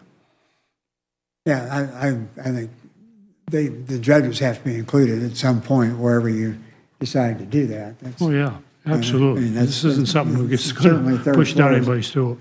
Third floor is their call. Personally, I don't think signs are going to be any more effective than the signs we've got down in the front now, and they still get people trying to come through with cell phones and have to send them back to their car. The idea on the third floor with the court system is not to punish somebody for bringing a cell phone up, it's to prevent somebody from filming witnesses or jurors or domestic violence cases and that sort of thing. So, I think we need to be, if we're going to work under those circumstances, we need to be a little more proactive about making sure that cell phones don't get to the third floor rather than just signs and hoping that people are going to read them. What would be your suggestion to accomplish it? Well, I don't know.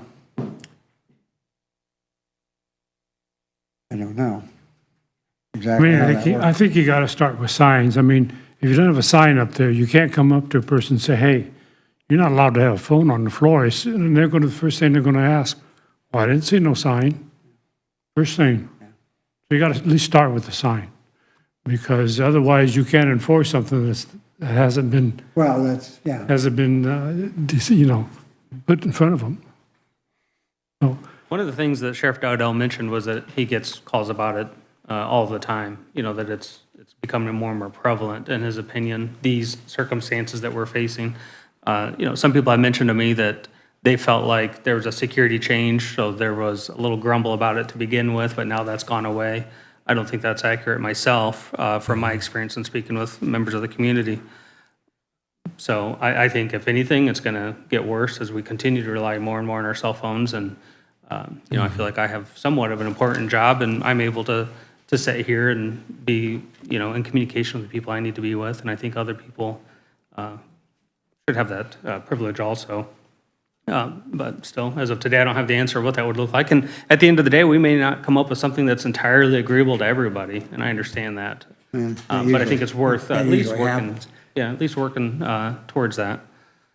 Well, I think just like any other topic, it's worth having a conversation about. I do tend to think, just after 2 years in this position, that I think most people are used to the fact that they can't bring cell phones in, and they prepare for that when they come in.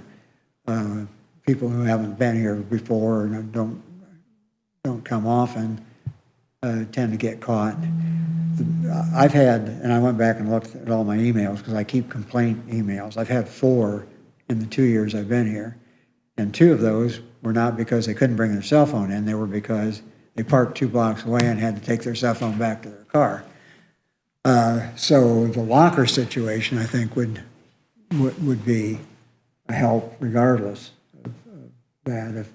If somebody had a cell phone that they couldn't bring in, they could put it in a locker, wouldn't have to go back to the car, especially on mornings like this. So that's something to consider. I really think that the solution now is that we've got to get the business offices out of the courthouse and get probation and the public defender and all of those related people that need security in the courthouse, and then we don't have to grapple with how to handle that. It's a no-brainer. There's just no cell phones or long rifles or any of those sort of things in the courthouse. And I think we could have that discussion and make a plan and a timeline to accomplish that, and have a time and be able to say, okay, in 18 months or 2 years or whatever, then this problem will be solved. I think that's probably the most the best long-term solution.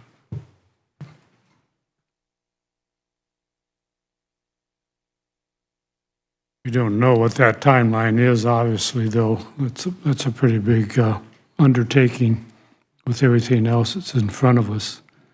The highway and the jail, obviously, is something that to move everything out of the courthouses is going to take some time, I would think. But in the meantime, what do? Do we try to find a solution for what we have now? I mean, it's not going to cost a ton of money to implement some of this. And we just got a lot of complaints about cell phones. So anyway, I think, let's put something together and present to the judges and go from there on it. See what they think and get a cost on it and figure it out. I do have one other thing that's off that topic, if that's okay. Sure, Just to absolutely. make the commissioners aware of it. One of the things that my office has been working on is establishing a satellite office. And so that's in the works. A memorandum of understanding has been generated between the sheriff's office and the town of St. Joe. I plan on presenting that memorandum of understanding next month at their meeting. The way it looks still is it wouldn't cost the county any money to do this. They're going to donate office space within the town hall. We'll have a dedicated room for our equipment, storage of a couple of things that would be handy to have in that area, and so no cost for that. And the deputies would have secure access to the building 24 hours a day, and hopefully increase the presence in that area, and also potentially reduce the response time for any calls in that area. I wanted to make the commissioners aware of that looking at moving forward with that, and I'll present that next month in February to the town hall. I think that would be great, Sheriff. I commend you on that idea. It's the best idea I've heard come out of the sheriff's office in a long time. Thank you. Yeah, and I think it's just beneficial and maybe in the future, look forward maybe to some other possibilities of that. of the city. Yeah, I do. Very interested in establishing one in the northwest part of the county also, maybe in the Corona area.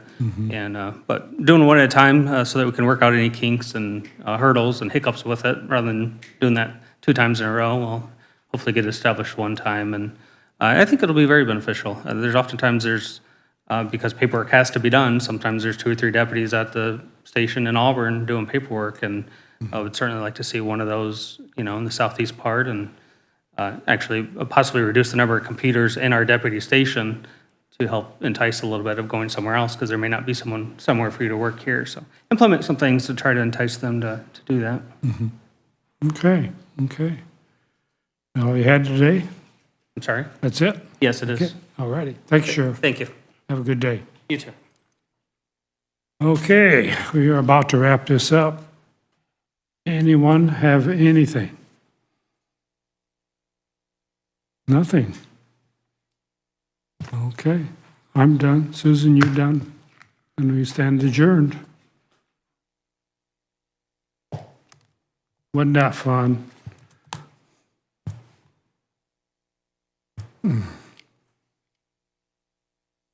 Well, part of it was.